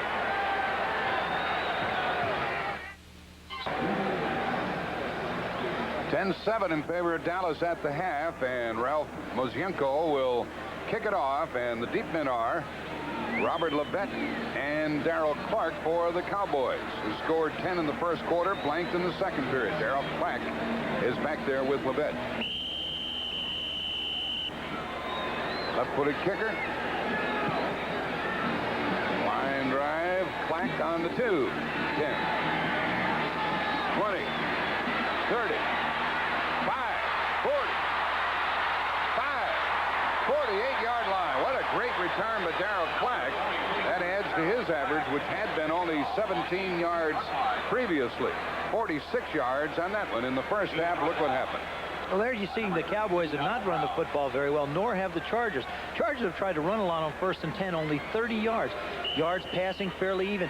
The stats in this football game reflect the way the score is, but this is the statistic that stands out most. They San Diego sacked them 5 times. That's right.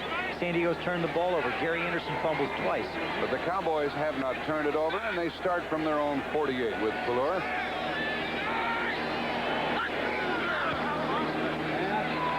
Rolling to get away from that pressure. Heavy coverage and out of bounds. They try to get it downfield to Tony Hill. And it's 2nd down and 10. Gil Byrd was covering. Let's check the offensive line for the Dallas Cowboys. Tuanay is back in there at the left tackle spot with Titensor at left guard. Rafferty had been playing the center, and he's back in there despite an injured knee in the first half. Crawford Kerr, number 68, is the right guard, and Jim Cooper, the right tackle. Now, Herschel Walker has a problem with his knee. He came in with a bad ankle. Now a knee has him on the bench. Timmy Newsome, Tony Dorsett, 2nd and 10. Dorsett blows across midfield and down near the 46-yard line for 5 yards. It'll be 3rd and 5. That's where Tony Dorsett feels most comfortable, I think. As he runs out of the backfield, he gets 7-8 yards. He gets a head of steam going. Like I said, he changes direction so quickly that he can move in and out of the line and make those cuts. Here comes Herschel, bad knee and bad ankle and all. Comes on into the ballgame. A touch of bursitis on the knee, evidently. It's 3rd down and 5. John Sullivan, the extra defensive back. Earl Wilson up front for the Chargers. 4-man front. Fuller can't run for the 1st down. Yes, he did. With a good burst to the 41, a 1st down. He waited till it opened up a little bit before he took off. He really wanted to try and throw the football. There again, the Chargers only rushed 4. They're getting great pressure by their front 4. They drop everybody else into coverage. There you see Fuller set in the pocket. Now he starts to scramble out in pursuit. He's looking to throw the football, but now he just does escape the tackle and gain the 1st down. That with Lee Williams on his back, and it's 1st down at the 40. I know this is his 5th game, and I'm sure he wants to play 50, but you just can't keep taking hits like that if you want to keep on playing a long time. Hill and Renfro, the wide receivers. Osby on a wing. They haven't thrown to him much. And some good yards by Tony Dorsett. 6 yards. Boy, you can make 6 yards easily. Here's the fellow they're shooting at in the right corner for the Chargers. Well, what they've tried to do is isolate Mike Sherrard on Don Brown, who was playing because Vincey Glenn, we saw the x-ray before. We don't know what the result is, but he got belted in the jaw, and they took a picture and has not come back in. They've moved Gil Byrd back to safety. They're really trying to put him on an island. This is another one of those favorite downs by coaches. It's 2nd down and 4. You run a little play action fake and go for it all. Let's see. Motion by Renfro. Big rush. Good escapability. And tackle for a loss on the play at the original line of scrimmage as Ian got after it. They were trying to go down the field to Doug Cosby that time. Williams chased him out of the pocket, and Ian chased him out of bounds. Lost 6. That was a play. It's a 2nd down and 4. If you have an incomplete, you wind up 3rd down and 4. A very convertible down. It's a good call by the Cowboys. It's just that San Diego met the task. That's Jim Mora Jr. His father is the head coach of New Orleans, and he was the best friend of Steve Fuller. Maybe he's helping stop Fuller today. Absolutely. Most days he's his best friend. Not today. 3rd and 11. 4-man front, 4-man rush. Take him down again. 7-yard loss on that one. Leslie O'Neal and D. Hardison. Hardison, number 92, the former Giant. San Diego's only rushing 4. There's the move. Now there's a twist up top. Hardison and O'Neal. Now Hardison continues to pursue. O'Neal coming and closing fast. Let me tell you about Hardison. His wife is a sergeant in the Army. No wonder he's tough. No wonder he moves so quick. Look at the sacks. That's the 7th. And the 6th punt by Saxon. Anderson is back to get it. He's liable to explode one of these moments. High kick. It could be well covered. And let it bounce. Takes a bad bounce as far as the Cowboys are concerned, and it's down. So Cowboys took the second half kickoff, didn't do anything with it. It was only a 27-yard punt. The Chargers have the ball. 27 yards. Now down on the bottom here, you see Dallas. That's about the middle of the pack. They're right? about 14 would put them right at the middle. 1 out of every 13 times Pelur's tried to throw or a Cowboys tried to throw, they've been sacked. Here today, he's already been sacked 7 times. Now that doesn't count the hurries also. He's been running around back there for his life. And Leslie O'Neal has been a big part of it with a couple of sacks and a couple of forced fumbles. It's a first down at the 22. Gary Anderson slanting shy of the 25. Both starting lineups are intact at the moment. For the Cowboys on defense, it's Jones, Dutton, White, Jeffcoat, Hegman, Lockhart, Rohr, Walls, Fellows, Bates, and Downs. Stop by number 54. And there's Ernie Stotner. You put a pair of shoulder pads on him when he was playing. Always looked like he was offside. What a big dude he is. He has to walk through a doorway sideways. I mean, and I used to love to play against Ernie. Whenever I played as a quarterback against the Cowboys, it was like a personal thing against Ernie Stotner. Second down, 6. Fouts swings it out here to Anderson. Fumble the ball again. And San Diego got it back. Anderson's had a nasty day. He fumbled the ball, but he got some help. Boy, did he take a pop on that one. Winslow got it back. He tackled by number 50, Jim Rohr. There you see from the left of your screen, this is a swing screen. You see that he realizes, see how Lockhart ran into the other defender? Now watch him take a shot from Eugene Lockhart, right there. Bates hits him. Great hustle by Kellen Winslow to get down. They ran him from the other side of the backfield, knowing that the middle linebacker would have him in coverage. It let the defensive guys pick each other. That way you can't get called for it. Ball at the 32. Adams in the backfield. And a toss to Adams. Boy, he showed us some speed to Nick. Big run. Curtis Adams out of Central Michigan. His first year. 21-yard gain, tackle by Walls, and a block by Masick. There's Masick right in the middle of your screen. You see him right here. What he's going to do is he's going to make the big block to allow Adams to head up the field. There he pulls and comes around, gets Eugene Lockhart, cuts up right inside. Beautiful. First down at the 46, Dallas. Here he comes again, and he wrestled down in the backfield by the linebacker Hegman. Handoff to Curtis Adams. And a loss of a yard. Loss of a yard. Well, we had these Cowboys scoring 10 points in the first quarter on a field goal by Septien, a long touchdown pass of 68 yards to Sherrard. And Septien missed a close-in field goal try. A 7-yard run by Tim Spencer, the only points for the Chargers. We trail by 3, 10-7, 9:22 left in the third quarter. And there's Pelur on the phone. Fouts gets rid of it. Little comeback pattern, and that is good for a first down to Chandler. He's very good at coming back. He's very good at a lot of things. He makes such precise routes. He's working on Fellows out on the outside. He comes out of his route so crisply. Dan Fouts keeps the ball low where he can go down on it and cover it, and they pick up a first down.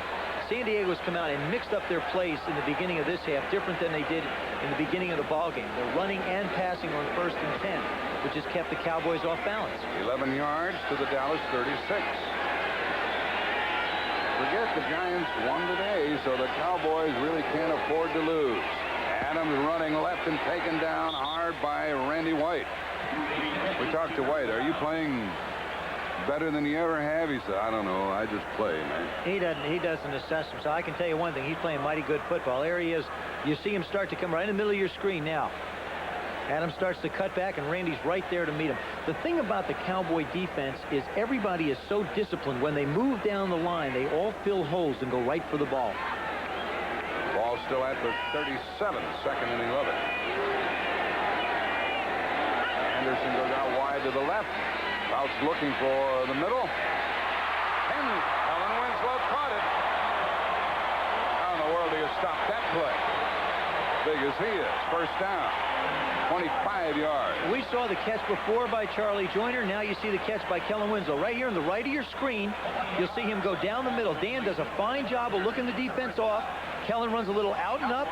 The ball goes up before he turns around, and there he goes up. Now, ball comes loose and lands right on him. Did he know that he was going to get hit? He knew he was going to get hit, and Dan also knew he was going to be there. Fouts had a rather rusty first half. He's just back in action. He's hot now.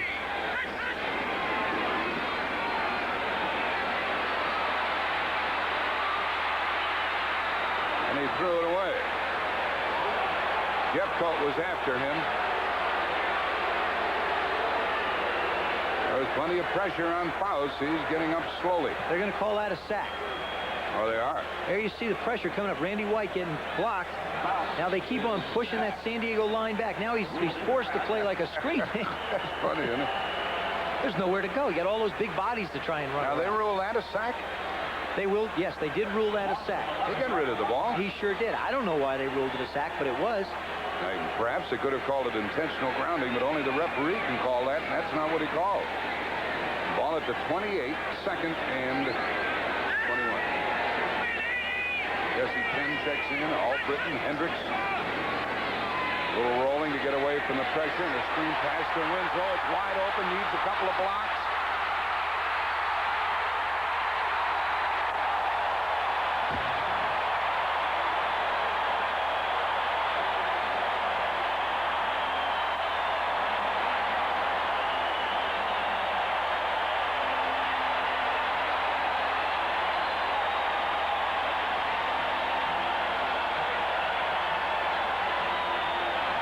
They love it here.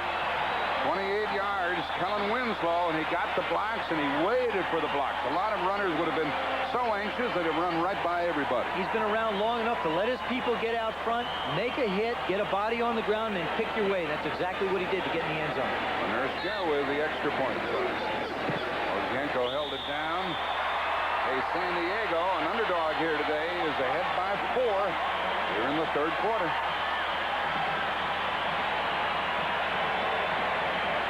My amigo Juan. The old veteran Dan Fouts back to work. He'd suffered 2 separate concussions this year. But he's a pretty good quarterback. He's pretty good, I'll say so. It took him the first half, I think, to get the cobwebs out, get the arm loosened up a little bit. That particular drive, he was totally in charge, making crisp deliveries, good reads. 5 minutes and 14 seconds, they took that ball down the field. Now the kick by Mozienko. Levette. Darryl Clack are deep. Levette goes way back. He'll down this one. Well, that means an awful lot when you avoid that big return. Let's watch the touchdown play. There you see, on the right of your screen, that's Kellen Winslow. Houlihan's coming across in motion. Fouts is going to roll out, fake to the backs as they come across. He's going to slide over here, make the throw back. Dallas's defense is pursued to the right, and up he goes for the touchdown. You see him slide across. Dan does a nice job of faking. Now watch him pick his blockers up. There's Gary Kozlowski out there making a block. Now, right here, he's a tap dancer. Touchdown. First down, Dallas at the 20-yard line with San Diego ahead by 4.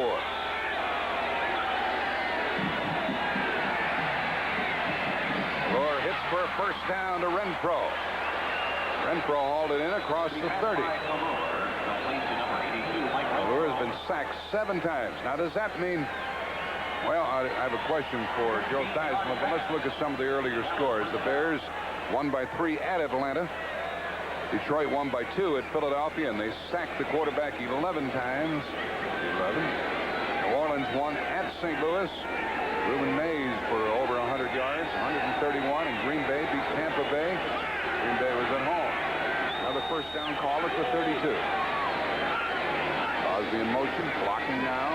The ball deflected, incomplete. Some other scores from earlier games and finals. The Giants had to come from behind. Tommy Kramer injured his thumb in that one. Allegre with 5 field goals and a 2-point Giant win. They're 9-2 now.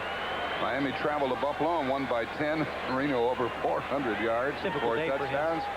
Cincinnati won a big game as they try to catch Cleveland. And Pittsburgh won 21-10 over Houston in a divisional game. 2nd and 10. Plummer is out. Sullivan in defensively for San Diego. Toss to Dorsett. Waited for the blocks and came out near the 39. It's going to be 3rd down and about 3 after that 6-yard gain. A tackle by Billy Ray Smith. Haven't seen a lot of Herschel Walker. He's coming in now. He's had a bad ankle and a bad knee. What they're trying to do is they're featuring Herschel. Of course, on 3rd down, he's going to be in the ball game because he's such a great receiver as well as a running back. But they're starting to use a formation very similar to what San Diego does. And as San Diego has split out Gary Anderson, they're splitting out Herschel Walker outside the tight end to try and get one-on-one coverage. Now they have both Dorsett and Walker in there on 3rd down, 3rd and 4. Out of the shotgun, Pallur, 4-man rush. Drops it off short, and a 1st down to the 45 of Herschel Walker. He knew where he had to go. 1st down. Well, San Diego's rushing 4, and they're dropping those 7 back in coverage. That was, again, an excellent read by Pallur. Just let Walker sneak out of the backfield, dump him the ball. Anytime Herschel Walker gets his hands on the football, everybody holds their breath. That was good for 6. The Jets are winning, but only by 5 in the 3rd quarter at home against Indianapolis and Denver. Striving to get back on the winning path and win their 9th game. They're ahead, and the Rams have gone ahead of New England. That will hurt New England considerably if they lose. Newsom and Dorsett on 1st down.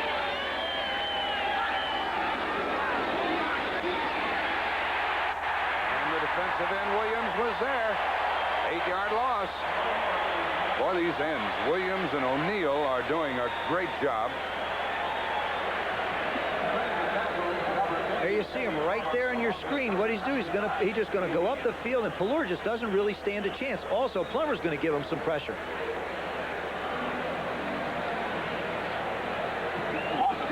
There you see Plummer coming from the outside to force him back into Williams. He just closes. That is the 8th sack of Pallur.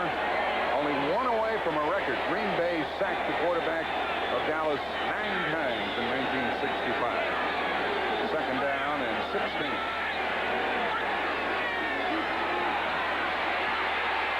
Screen out here to Walker. He needs a couple of blocks. And he's way short of a 1st down on 2nd down. And he is really hampered by that ankle. You can tell he gingerly made the turn there. I think it's a credit to Herschel Walker to be out on the football field to try and do the things to help his football team, but he's just not able to make the cuts and the moves. It's a shame to see a guy like that not be able to go out and do the things that he's capable of doing. 3rd down and 8. Jeff Dale, the rookie Donald Brown, made the tackle. Cowboys are trailing by 4, 14-10, 3 minutes left in the 3rd quarter. San Diego's made a decision to just rush 4 the last 3 downs. Now it looks like they're coming up on the line of scrimmage to try and go after him a little bit more and not play just coverage. 3rd and 8. Sherrard is in there. Blitz is on. The pass is incomplete. Renfro and coverage by John Sullivan, the extra back. They're playing defense here in San Diego. Sullivan made a break on the ball that time. Had it been actually thrown a little bit behind the receiver, he'd have picked that off. As it turns out, he just knocks the ball down, and they get to turn it over.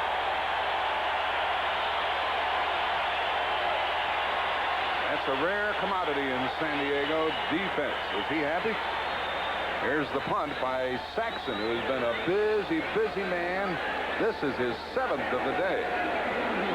Anderson back at his 10th.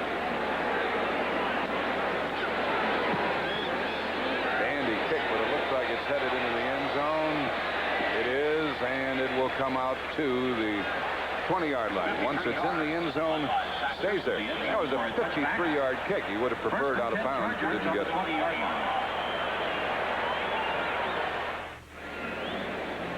Right in the middle of your screen, you see Jim Myers talking to his offensive line. 2-A, Titanser, Rafferty, Kerr, Cooper, and Cosby.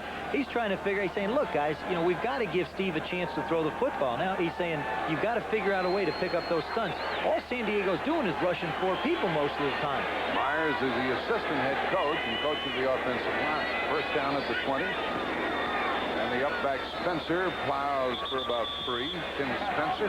By the way, that last completion by Dan Fouts was his 3,001. 3,001 completions. I don't think I threw that many passes. That arm has seen some work. I was talking to Dan. I said, have you experienced any sore arms since you've come back? He said, Joe, I don't throw the ball hard enough to get a sore arm. Sure does throw it in the right places. Second down, 7 down. Smerrick checks in. There's Saunders, the head coach of the Chargers. Smerrick, number 60, to help with the pass rush, if it is a pass. Now it's a draw to Adams. That's buried by Ed Jones. Again, that was that formation by splitting Gary Anderson out up top. It gives Dan Fouts to make a decision whether he wants to run the draw or throw the quick hitches to the outside receivers. That time he chose, by what he saw, to run it up in the middle. You know, Jack, one thing that's happened with Dan Fouts not playing the last couple weeks is the Chargers have had to find another way to win. And they did that by defense, which I think has made their football team stronger because they know they can now rely on both sides of the line of scrimmage to win ball games for them. Now they need something on 3rd and 8 from their 22. Anderson in motion, goes wide. Pretty good protection for Fouts outside, and it is caught by Chandler with those fast feet inbounds. First down. Fouts gets up. Fellows was covering 15 yards. Perfect timing route. Dan Fouts just sitting in the pocket and making the throw. Here go the Cowboys are going to go after him. Randy White dancing around. Jeffcoat coming around from up top. Makes the hit. You'll see Randy just sort of fall down on him. There's a perfectly thrown ball right over the outstretched arms of Fellows. Chandler does a nice job of tapping before he goes out of bounds. There's a big down, 3rd and 8. Dennis McKnight with good pass blocking. Here's their right guard, number 60. First down at the 37. Pop up the middle by Spencer. Same approach by the Chargers. 1:10 left in the 3rd quarter. I sense the Chargers gaining more and more confidence. They still want to try and run on 1st and 10. They're still not picking up that many yards, but they are converting the 3rd downs. That is a sign of confidence by an offense.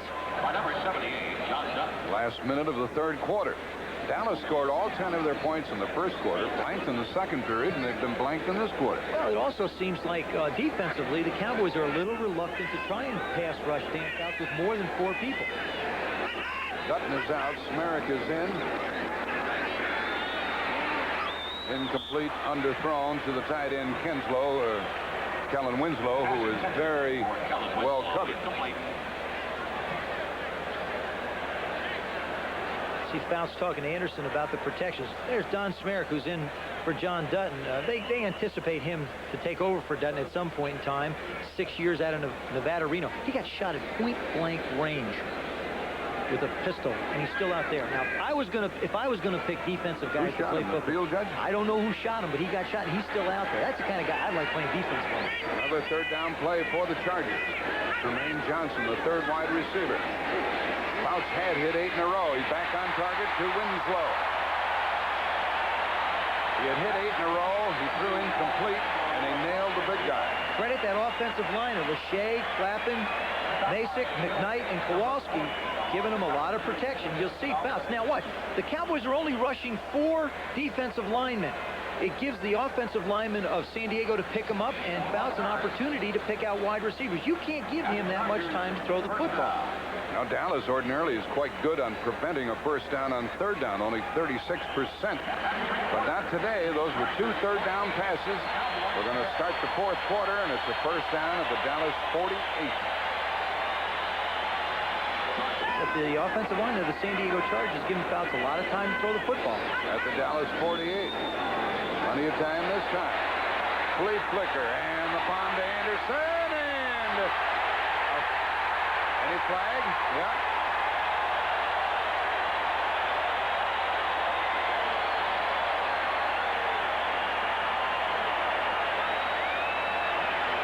Was probably Everson Walls. There you see it's a handoff into Tim Spencer, turns around, pitches it back to Dan Fouts. Defense, 26 defense, first down. There you'll see Michael Downs. He mistimes his leap. Gary Anderson goes up for the ball and never has a chance to go after it. Call is against Downs, and it's 1st and goal at the 6.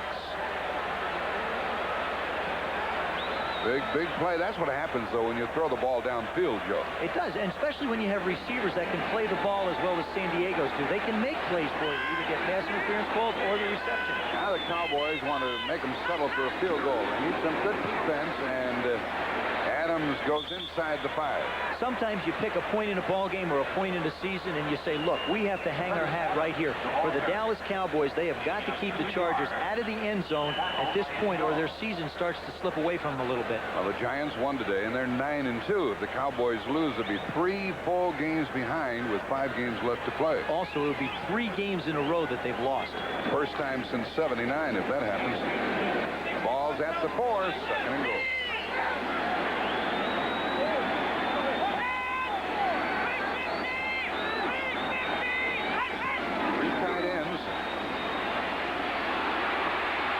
Threw it over the end line, third and goal.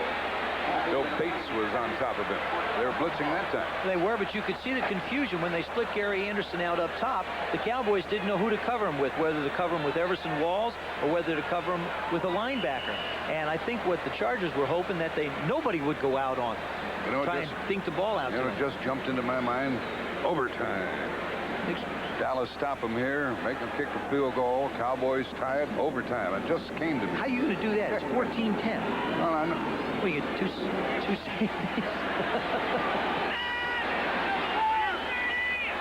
Third and goal.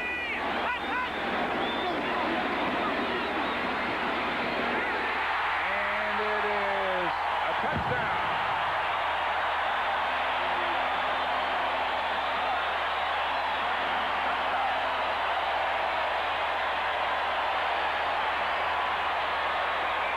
Vince Albritton trying to cover.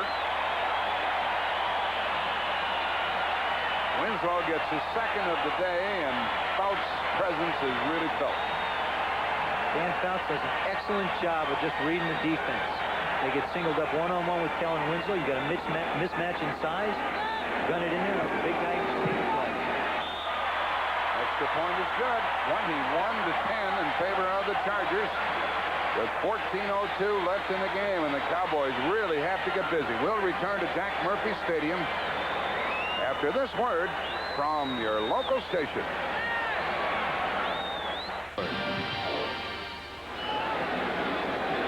Pretty view of San Diego. Here's the kickoff deep into the end zone. Bringing it out is Clack. We'll see whether or not that was a good decision. Was not. Ball at the 13. Let's watch that last touchdown play. Gary Plummer made that tackle. Right here on the right of your screen, you see Kellen Winslow. He's just going to come down, make a move on Albritton, and run right and out pattern. But watch the confusion between the 2 secondary players for the Cowboys. There you see Albritton and Hendricks talking to one another, saying, who do I have? Starts in motion, comes back. It's not supposed to be that simple. Albritton was trying to cover him. The ball's at the 13. This is something new for San Diego. A tough defense.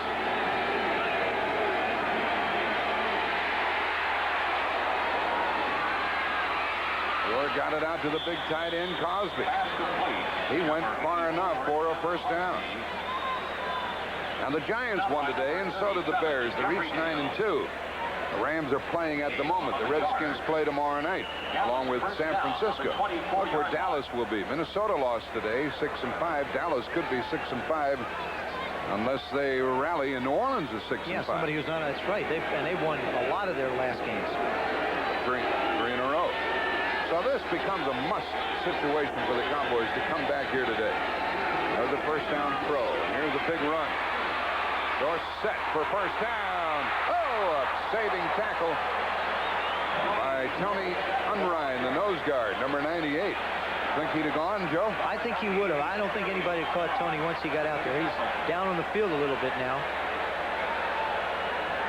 He is slow getting up. Crosby caught the first down pass. Dorsett made the first down run. Good blocking. It's just a simple draw play. You see Pallur take the snap. Going to hand off to Tony. They cross block there. Plummer gets blocked. Crawford Kerr making the big block. Now, instead of tackling him, Jeff Dale tries to knock him down. And you have somebody that big, 6'5", 283 fall on you, you'll see the difference. Well, On another day, Dorsett, who has hobbled a little, might have broken that one. 13 minutes left in the game. Pairing for next Saturday on CBS. First down at the 43. With Walker in the backfield. And another first down throw by Pallure as Mike Sherrard came back and caught it. And Pallure is getting hot. And Billy Ray Smith has to leave the field. Now they roll that one incomplete. So they've lost one of their best defensive players, Billy Ray Smith. Hey, Ray Smith owns the Louisville baseball club. Oh, I can see what the difference is. Dorsett, who's had a bad ankle and a bad knee previously, has a twisted left ankle, but he's coming back in now. That pass was ruled incomplete to Sherrard. Herschel Walker and Tony Hill. Herschel limping out, Tony Hill jogging on. You know where the Raiders play next Thursday? Here. In San Diego. Next Thursday, Mike. 2nd and 10. Sullivan, the extra defensive back for San Diego, across to Dorsett. A flag is down. A first down run, and we'll check the flag, and it could be holding. It usually is when it comes from that direction. The umpire threw the flag. Or it could be a face mask call. No, it's against San Diego on illegal use of the hands. Timmy Newsome, by the way. Illegal use of hands, 92 defense. First down. The call against D. Hardison. Timmy Newsome made a wonderful block on that 12-yard run. You know, you're absolutely right. There's been so much made of Tony Dorsett and Herschel Walker's ability, and both of them rightly so. But he's sort of been the lost man. He's got 38 receptions coming into this football game, and he's a very important part of the Cowboys' offensive success.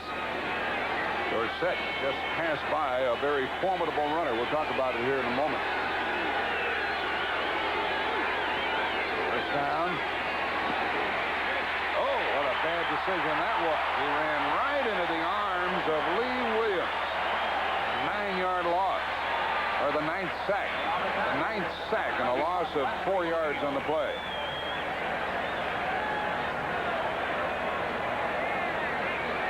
San Diego sacked the Green Bay quarterback 10 times in a previous game.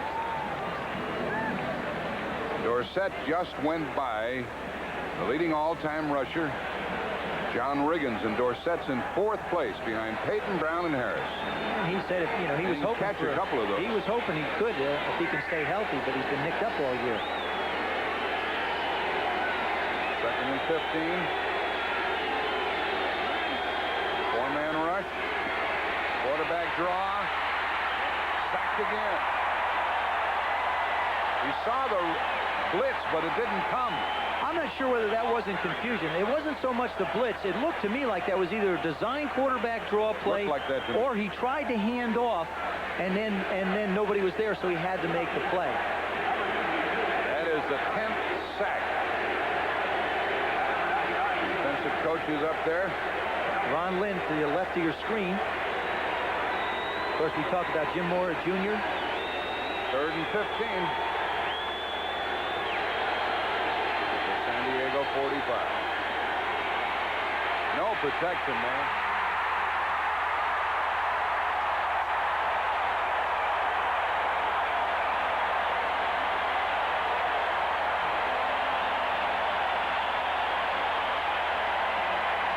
That's the 11th sack. That sets a San Diego team record, and it gives them 44 this year. That was Lee Williams. Look at that, Joe. Well, you know, whose fault is that? I'm telling you what it is it's the secondary coverage that's creating the problem for Pallure. The offensive line obviously is being beat up front, but the fact is he had nowhere to go with the football, so instead of making bad decisions and throwing interceptions, he's taking sacks. Here's the 8th punt by Saxon. The other thing, that'll happen sometimes when you throw 5 in the previous week. From the 5-yard line. Out across the 15 to the 16. So the Chargers have... Careful, fellas. Careful. The Chargers have an 11-point lead. We have 10-13 remaining in the game. That was a 54-yard punt, and things are all settled down. The ball's at the 16.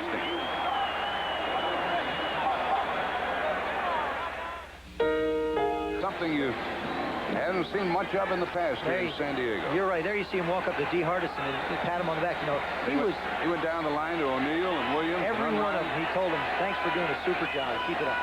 Ball's at the 16 and a toss to Adams. Dallas fully expecting the run now under these circumstances, and they stopped it.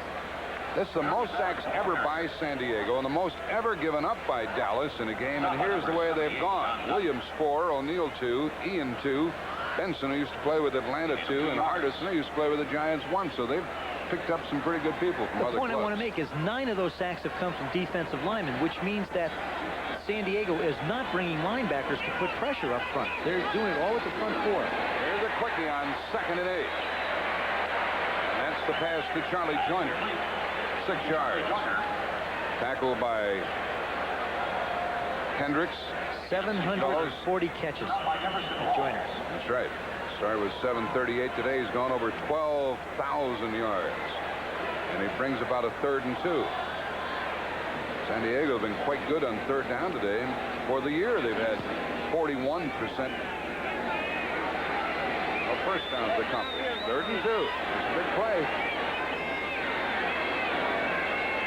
9 minutes left. Anderson. Oh, big play by Ed Jones. Now the Chargers are going to have to punt. And one of these times, the Cowboys are going to have to do something, or they're going to be 3 games behind the Giants. Well, they've had an opportunity. They've gotten 2 of the turnovers. They missed 1, but there Ed Jones just flat beats Kellen Winslow right up the field.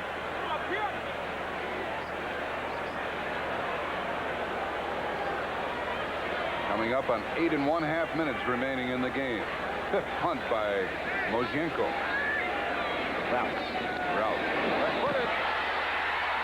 And it is blocked, and it is 1st and goal for Dallas. What a turnaround that is. Michael Downs got in there. Number 26. They were coming, and it paid off.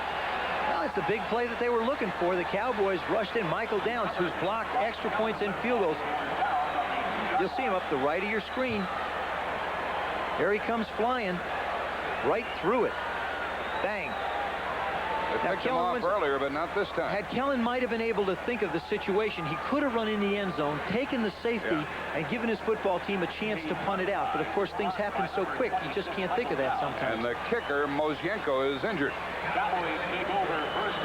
But up on his feet. Yeah, you're right, Joe, but who in the world can think that quick? No, you really can't. I know, but, you know, you got to give credit to Dallas there. He does a great job of recovering it so they don't go in for the touchdown. Yeah, that would have been perfect, you know.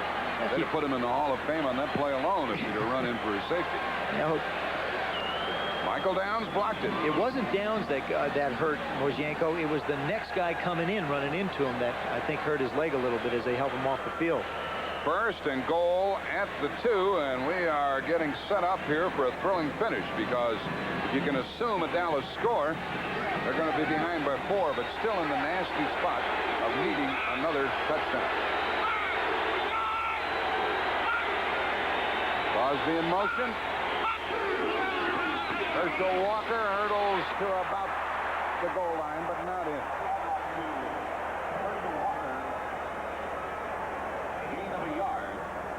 Walker to the goal line. Here you see Ballure now he tries to take on. I just think that, you know, he can't quite get the acceleration coming out. Let's sing together. Georgia. Oh, my. Georgia. He didn't get in, though. I can't sing. Thomas Benson made the big hit.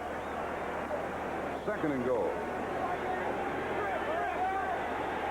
8 minutes left.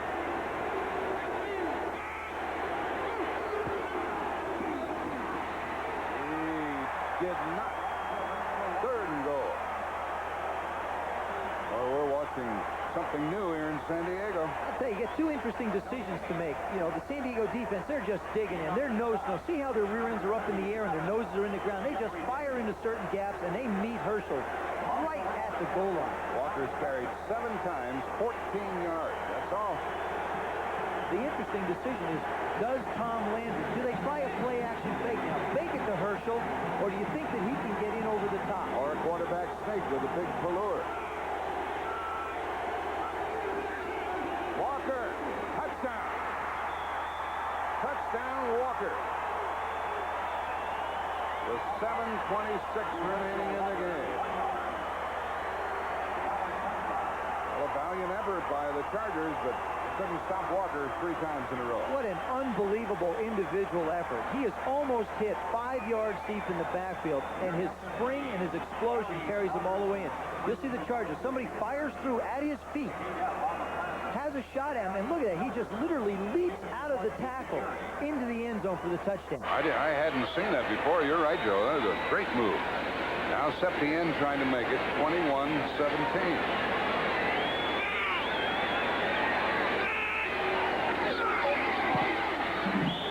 Good. We have 7:26 remaining, but the Cowboys still need another touchdown. They trail by 4. The winning edge. Well, you won't need the morning paper to check out the NFC Central. All of those games are over, and we'll show those scores to you in a moment and check out those standings for you. Now, next Sunday, we have a doubleheader, and the Bears are involved, and that's always fun. Bears against the Packers. And, you know, historically, the Packers have always played the Bears well, and they're coming off a big win, 31-7 over Tampa Bay today. And we have a doubleheader next Sunday on CBS. It'll be Dallas at Washington or Philadelphia at Seattle. You know, the total offense today, San Diego, 250 yards. Dallas, 196. It's been a defensive football game. Now, the Cowboys have to get the ball back. Anderson from the 4.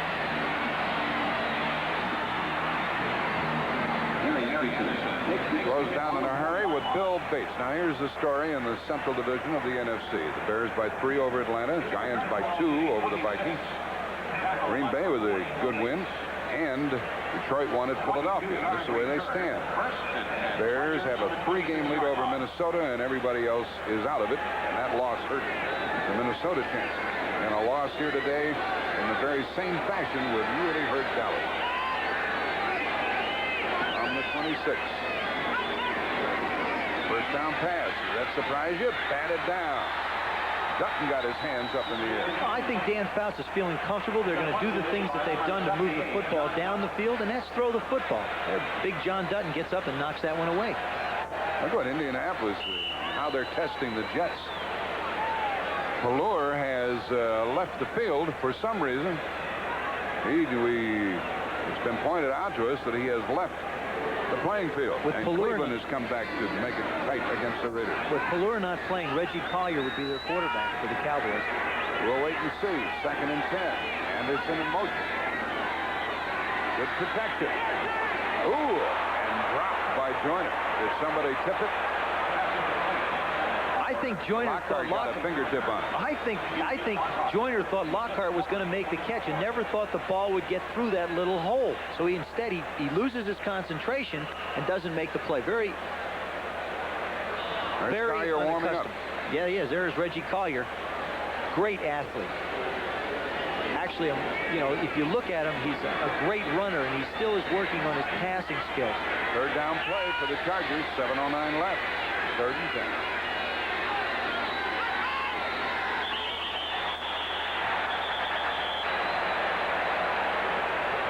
I think Fouts was trying to draw.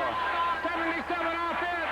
He was trying to draw Dallas offside, and the center didn't snap the ball. Well, no, that's what happens sometimes is when you go to those hard counts, you know, you go hut, and then you hit it real hard. Your offensive linemen are so geared up to get back and protect you.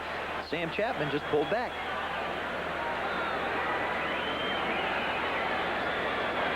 Steve Pallure had a hip injury, and they expect him back. He's being treated off the field at the moment. 3rd and 15. Pallure is coming back now. Need 15 yards. Oh, incomplete. Bates almost walked into it, intended for Trumaine Johnson. Well, the Cowboys should be in good shape when they get it back. 3rd down and 15 is not one of those downs that you make a lot against the Dallas Cowboys. The Cowboy defense has come out there and done the job that they had to do to force San Diego to punt. Yeah, but who's going to punt? That's the question. There's Mosienko, their regular punter. Looks like it could be Wes Chandler back there. Tell him about the punt that you made one time. How far was it? There's Chandler. He's going to do the kicking. Let's see. Think they'll come after him? You bet.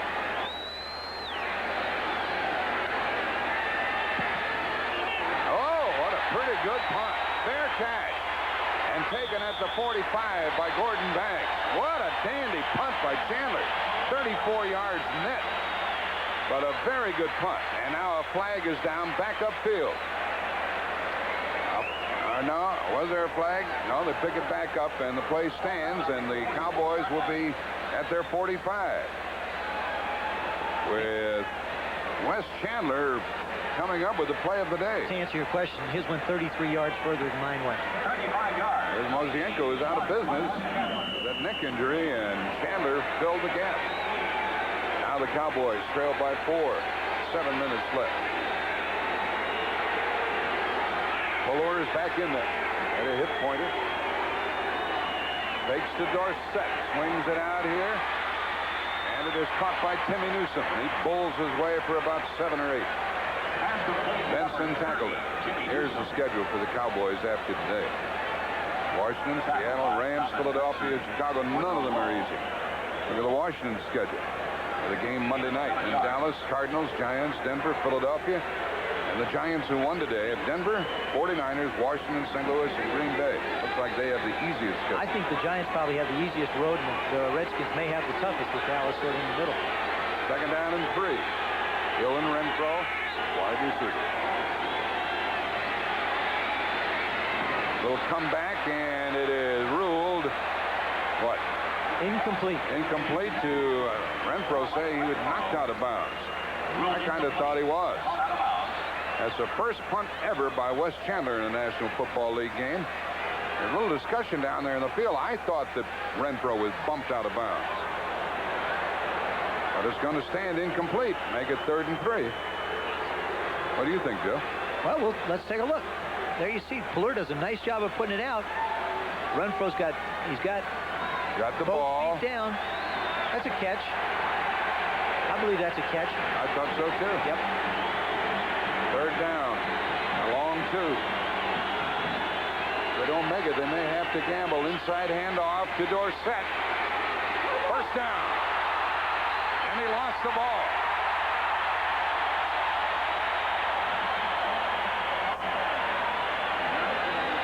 A lot of pushing and shoving going on in there. Who has it?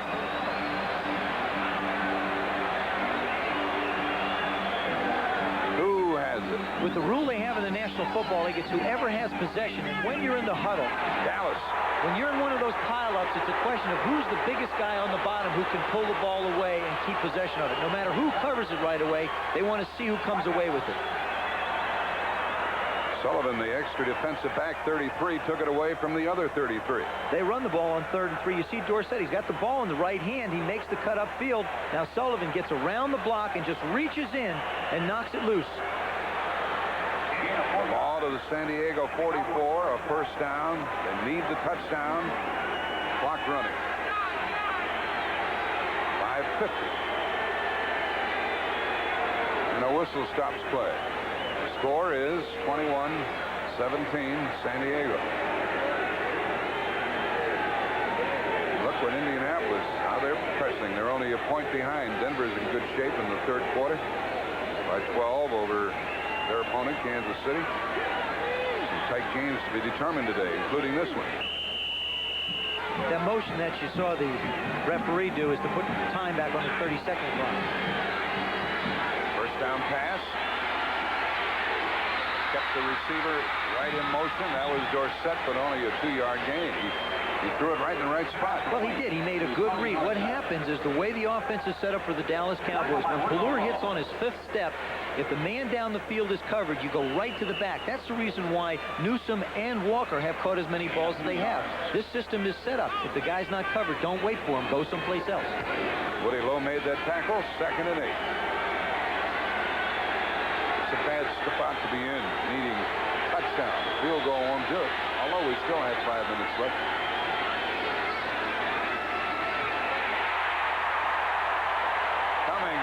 Flying through there was Leslie O'Neal again. Nobody touched him. Nobody. What he did is he moved inside. They overmatched the offensive line with the play action fake going away. He had a clear shot right at Fuller. There you see the end of it. Just came flying right through. A smart thing he did. He didn't try to injure Fuller. He just wanted to take him down. That's the 12th sack of the Dallas quarterback for minus 93 yards today. Boy, is he quick.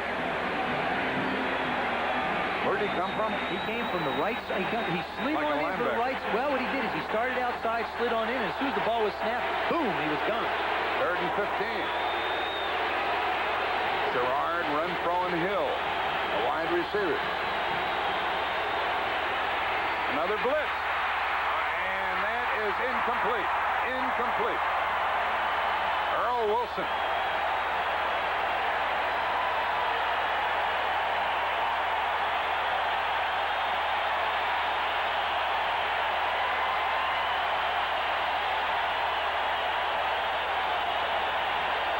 Wilson batted it down. Number 93. From the right of your, there's number 93, but from the right of your screen, you're going to see Pallure have to change his deliver. There goes the linebacker flying by, and there he gets hit. It's going to be one sore man after this afternoon. Now a punt by Saxon with 4:21 remaining.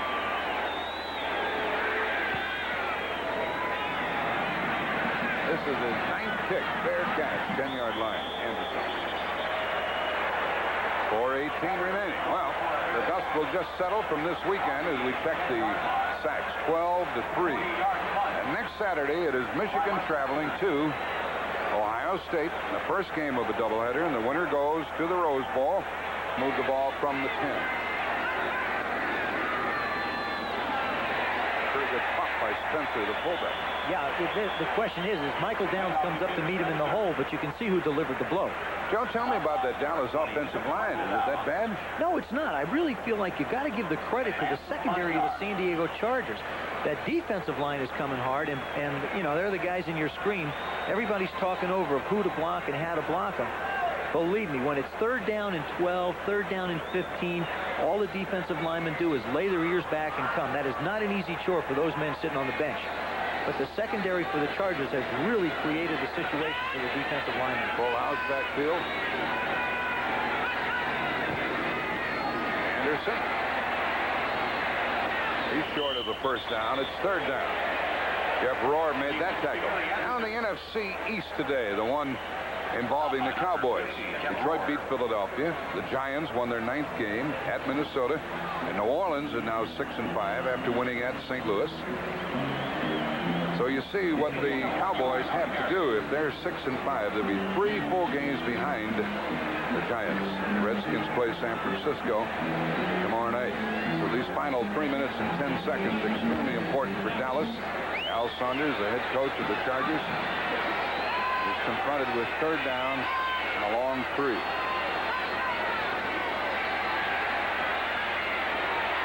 That is a first down to Holohan. He bobbled it, caught it, first down.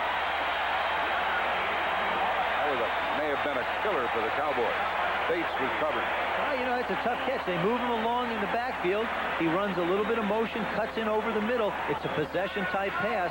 Dan Faust makes the delivery very quick. And Al Saunders, you know, we asked him about being a disciplinarian. He said, no. He said, I'm really not a disciplinarian. I just want my guys to pay attention to detail. Cowboys have called a timeout.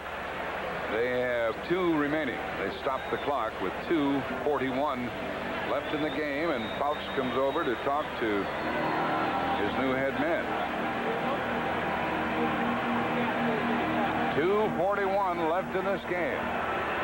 San Diego has come up with some critical 3rd down plays today. Not only short yardage, but long yardage. Now, by calling the timeout here, the Cowboys, first of all, they stop the clock with 2:41.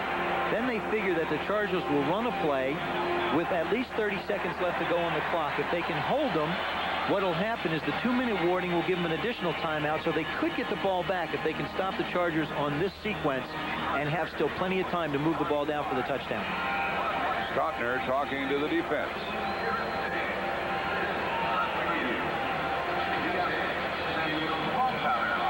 Tonight on CBS, for those of you who just joined us, we're going to have an all-new 60 Minutes and a question. Why was Patricia Laurer arrested when she tried to enter the U.S. for the first time in the State Department again? I think they have to. They've got to do the things that they've done that have kept them in the football game. If they go back to try and run, the Cowboys are going to accomplish what they want. That's to stuff them at the line.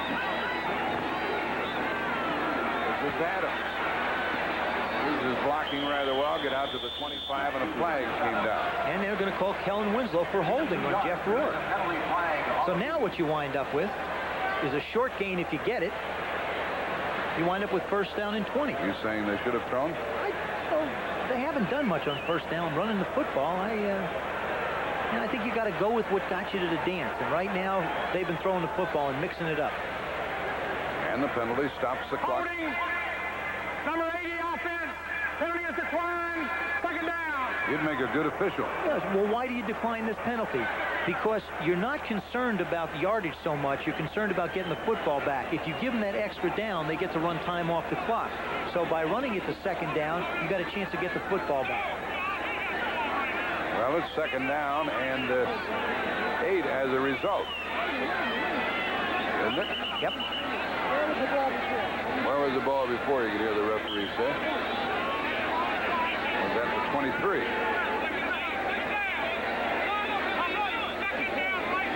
Second down right here, he says. I like a man who takes charge.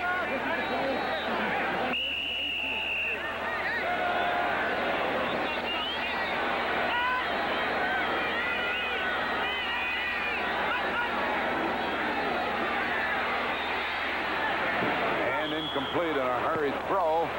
The Spouts was taken down by Jeffco. Jeffco with big pressure, tried to get it out to Chandler. The AFC East today. We'll check some scores. The Jets are winning in the fourth quarter by 8. Miami won at Buffalo. The Rams are leading by 12 over New England at home in the fourth quarter. Central Division. Cleveland 7-3. They need that victory. Cincinnati won their game. They're 7-4. They have a wild card team come out of that division. Anderson goes in motion, 3rd and 8. And a little floater and incomplete to Winslow. Lots of good pressure by the Cowboys that time. Well, they finally made a decision to try and blitz Dan Fouts instead of giving him a chance to stand back there. There you see pressure right up the middle, which is historically the problem that Dan has had because he's not that nifty a guy. He stands in there. There you see Jesse Penn. Michael Downs gets up in the air, and he just tries to make the throw to Winslow, and he can't quite get it to him. Now here's the story again with Wes Chandler punting for the second time this afternoon with Mojenko out with a bad neck. 2:20 left. The Cowboys accomplished exactly what they want. They conserve time on the clock. They use only one of their timeouts, and they can use the 2-minute warning for help. Footed kicker. Hey, he did it again. That was a dandy. And Gordon Banks took it on the 38. And he's tackled at the 39. How's that for downfield coverage by Wayne Davis? Chandler's 2 for 2. Everson Wall said, how'd you do that, man? 2:09 left in the game. Another 37-yard punt for Chandler and only a 1-yard return. A lot of teams don't have anybody who can walk in and fill that role. A lot of teams think they do. Yeah, until it's needed. I know that. I saw Bob Hayes of Dallas kick one -10 one time in a Pro Bowl. You don't feel so bad left. now. 2:09 left in this game. The Cowboys need a touchdown. They're going to have to put the football in the air in this instance. You know, they'll get down to the 2-minute warning and use that as a timeout, but they're still going to have to put it up. Renfro and Hill. 4-man rush. There they are again. Screen pass. That's why they poured through like that. And a first down run by Newsom to midfield. Now we have 2 minutes left. That was an 11-yard run and the first down for Dallas at midfield. They trail by 4. That way. Coach Landry telling Pallure just a few-minute last reminders, like, you know, if you feel like you're going to get sacked, get rid of the football. We don't want to use their timeouts. They're going to have to put the ball in the air. And because that pass rush has been so intense, screens will come into play here. If they're going to drop back and play defense on the receivers down the field, give the ball to the backs and let them pick their way down the field. Keep in mind, they do need a touchdown. They can't settle for a field goal. 2 minutes, 50 yards. Hill to the right, Renfro left. Gerard is in there as a wide receiver. Newsom and Walker.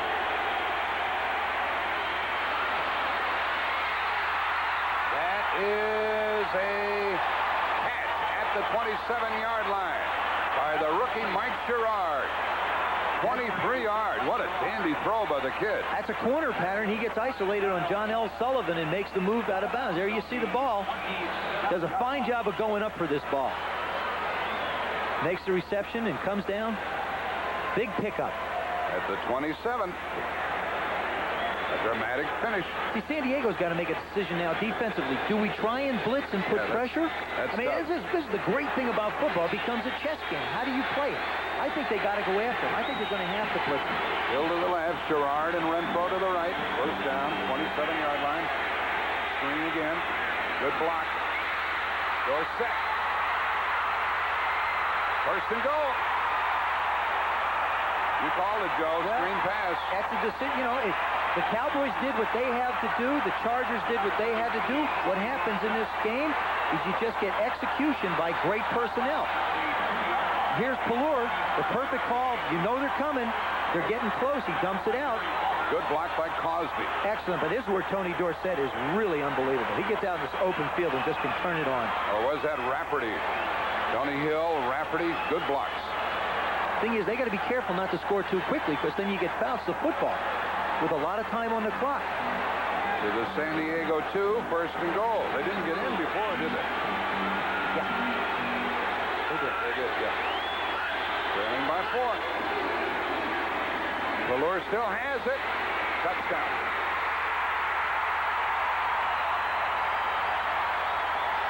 Pallure with his first touchdown run of the year. Cowboys are alive, but we still have 1:37 left. A lot of Dallas Cowboy fans are here. Pallure is 6'4", 208. He can run. You know, the only problem with this whole thing is that there's a minute and 37 seconds left to go with the game, and Dan Fouts is going to get the football. Now this extra point becomes very important. Very crucial. Actually, he had a touchdown. He had a 25-yard touchdown called back last week against the Los Angeles Raiders, of which he did some nifty running, but this one counts for him. This will give the Cowboys a 3-point lead if it's good. And it is. 24-21. 1:37 remaining. Let's go to Brent Musburger in New York. All right, 7 in San Diego. Take it away, Jack. Here is the kickoff, and it heads for Anderson at the 5. And he's down at the 15-yard line. There goes Fouts. Joe Theismann, your pulse would be racing now if you were in there. Not really. This is actually where you really enjoy the control of the game, and I think Dan's been in enough of these situations to feel good. First of all, he only needs a field goal to tie, so the pressure is not on like it was Pallure to get the touchdown. He's got to make yardage on 1st and 10 so that he can't allow the Dallas defense to put a lot of pressure on him on 3rd or 2nd and long situations. 1:32 remaining. The Chargers have 3 timeouts left. The ball's at the 15. Tremaine Johnson, the 3rd receiver, got rid of it quickly, and no gain. Anderson caught it. It was underthrown, and he came to a stop, and he was tackled by Hendricks. Hurry up offense.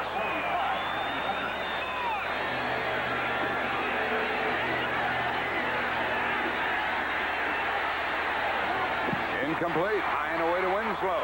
3rd and 10. Ralph Panerska wondering if they're going to get close enough. 1:09 left. Randy White was putting some pressure on. You know, he's 1 for 1 from over 50 yards, so it's not a lot of real estate to have to go with a minute and 9 seconds. That time Randy White came around the corner and forced Dan to change his delivery. There's Ernie Stockner. He coaches the defensive line. And also calls the defensive signals. Now, I feel like Ernie's going to do the same thing he's done all afternoon. He's going to let his front 4 put pressure on Fouts and drop his 7 people back into coverage. 3rd and 10 from the 15.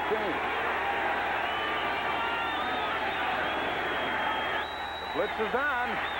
Fouts throws, and high and away to Chandler. 4th down, and they're going to have to go from scrimmage. This could be the last play of the day for the Chargers. He had him out there, Joe. Well, what he did, actually, they didn't blitz. They just brought the 4 men up front. He dropped all those people back into coverage. He tried to run a deep in route, and the whole secondary collapsed on him. Fouts, 19 out of 36, 222 yards, 2 touchdowns, and 4th and 10. There's Saunders, his club trailing by 3. You know, they've lost 4 football games this year by very close scores, so they've been in every one. This is 4th down, 4th and 10. 4-man rush. And that's it. That's it. It was Ed Jones who got in there and nailed Fouts. With 58 seconds left, the 4th sack by the Cowboys. This was a remarkable Dallas comeback. They were trailing 21-10 when they went to work. The Dallas Cowboys somehow find a way to win. You'll see from the left of your screen, Ed Too Tall Jones putting the rush on. They run a little twist. Merrick goes outside. Ed winds up coming right up the middle, gets those big arms out there, pulls the ball out of Dan's hand. Sack. There's Fouts. His hard day's work is wasted unless something extraordinary happens here. 1st and goal from the 5.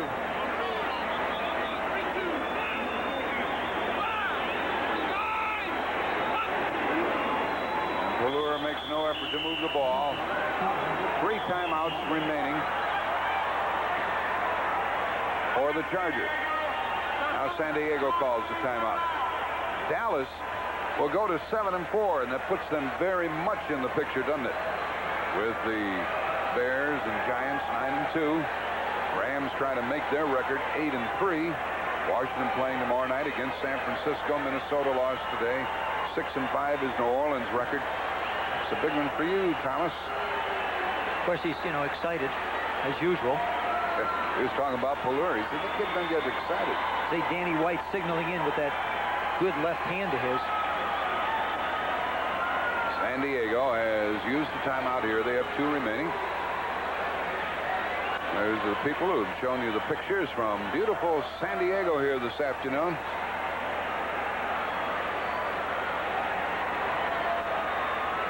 Dallas was blanked in the 2nd quarter and in the 3rd quarter, but 14 points here in the 4th quarter, and probably could get some more now if they tried. What do you think they're going to do? Well, I think they're going to sit on the ball. I don't think they're going to try. They don't want to risk field goal. A bump. No, they don't want you field goal. You get a block. They run it back for a touchdown, and you wind up losing it. I think they're going to sit on it. The only problem they're going to run into is there's 53 seconds to go, and if they get the 4th down. On 4th down, the clock will stop with the change of possession. So San Diego could wind up with the ball back. They got to call timeout real quick. They may run it, but they're not going to have Pelluer sit on it. So they give it to Dorsett. It looked like he could have run right up the middle. Hey, the ball came loose. And the ball's picked up. And the players, now it's dead. It's dead, folks. They're going to bring it back. Don't get excited. They're going to bring it back. They're going to bring it back. That was Donald Brown running with the ball, and he did the right thing. But the players head back upfield. They stopped the clock with 42 seconds left. Saunders' record, by the way, will be 1 win, 2 losses. Looks like Dorsett could walk right in here. No, you see him get closed in. There he tries to make the move. Now he fights for that little bit of extra yardage. And the ball, as he gets it out, gets kicked away. But it is a fumble, and it does belong to San Diego. But they whistle the play dead. Because he was down when he had the ball and touched by an opponent. Woody Lowe and Thomas Benson was in to make the play. So Fouts has 2 timeouts and 42 seconds. Now he's got, you wouldn't have thought that he'd have this opportunity. Needs a field goal. Now Fouts fell down, but he swung it out on a screen. And Anderson got out of bounds. Stopping the clock with 36 seconds left. Dan That play was good for 5. Well, he's never been known for his swiftness of foot. That time probably a lineman just stepped on him as he was trying to get away. But such presence to be able to get up, know where the receiver is, make the play, and still wind up with a 5-yard gain. 36 seconds remain. Dallas leading by 3, 24-21. Anderson 7 receptions today. Now only a 3-man rush.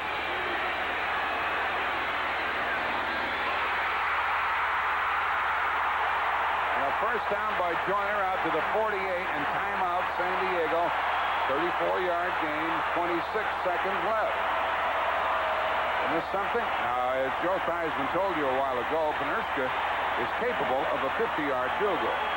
But they've got to save that last time out, Joe. They got to save it now. What they'll try and do is either complete the ball and get it to a back going out of bounds. They'll continue to try and work the sidelines to their backs, and then maybe try and hit the big one to one of the receivers coming in so they can use the timeout to have a shot at the field goal. What's interesting is the Cowboys made, again, a decision there on defense to just rush 3 and drop 8 back into coverage. And still, Dan Fouts and Charlie Joyner still managed to find that hole. Landry unhappy along the sideline about the way things are transpiring. See Dan looking up at the clock. 26 seconds. You know, if you get the ball to Gary Anderson, a couple things can happen. He's got such great niftiness. He could take it up the field, make a move, and still get out of bounds. Ball at the 48. What's going to happen next Sunday? Green Bay goes to Chicago. Minnesota against Cincinnati in a good matchup. Minnesota has to get back on the winning track. The doubleheader day in Dallas at Washington or Philadelphia at Seattle will be your bill of fare. Cowboys make the switch and bring in the 4 down linemen to try and put a little more pressure on Fouts. Including Smerrick. Blocked pretty well for Fouts. He throws it long, heavy coverage, incomplete. He tried to get it downfield to Chandler. 6 seconds off the clock. 20 seconds remaining. Looks to me like the Cowboys are a little bit confused in their secondary as far as who to cover. There's Dan Fouts checking to try and get the signal from the sidelines. Longest field goal that Panerska has ever kicked in the NFL is 53 yards. Kevin Brooks coming in for Jim Jeffcoat. Fouts 21 out of 38. 2 touchdowns. 2nd and 10. Chargers have 1 timeout left. Amazing they have this ball back after that fumble by Dorsett. Drops it off short. And Anderson is inside the 40-yard line. And they use their last timeout. Game still in progress. Denver comfortable against Kansas City in Denver, 38-17. Rams by 5 in the 4th quarter over New England. And the Cleveland Browns trail by 10 at Los Angeles in the 4th quarter. The ball is marked down at the 37. And here's our score with 14 seconds left.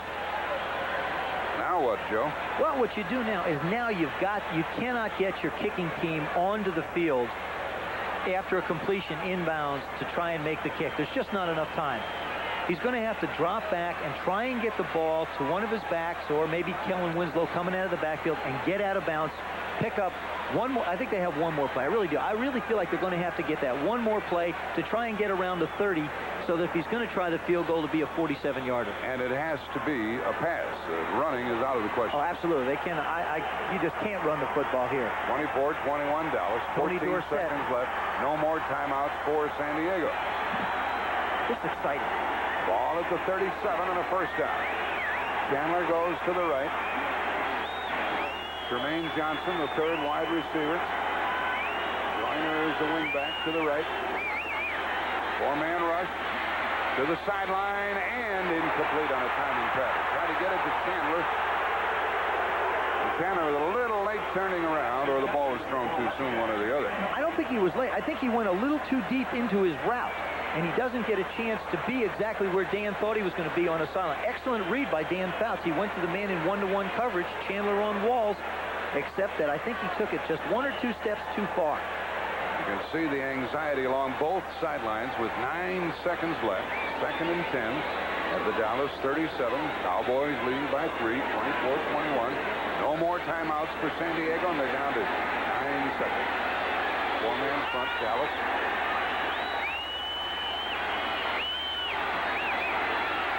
Quickie and knocked down by Everson Walls with 7 seconds left.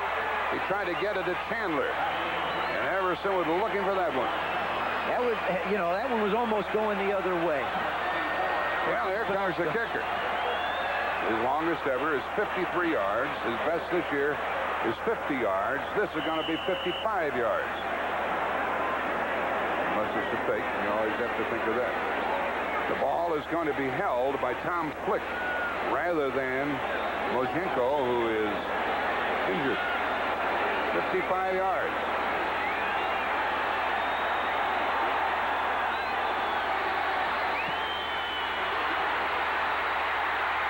No good.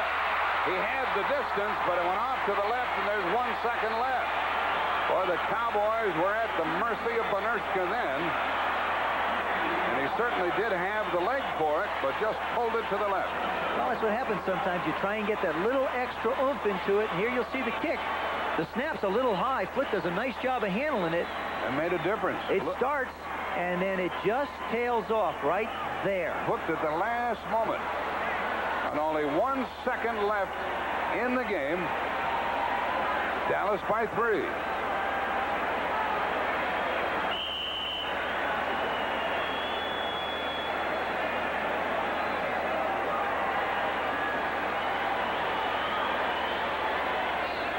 Well, you can see the dejection on the San Diego side.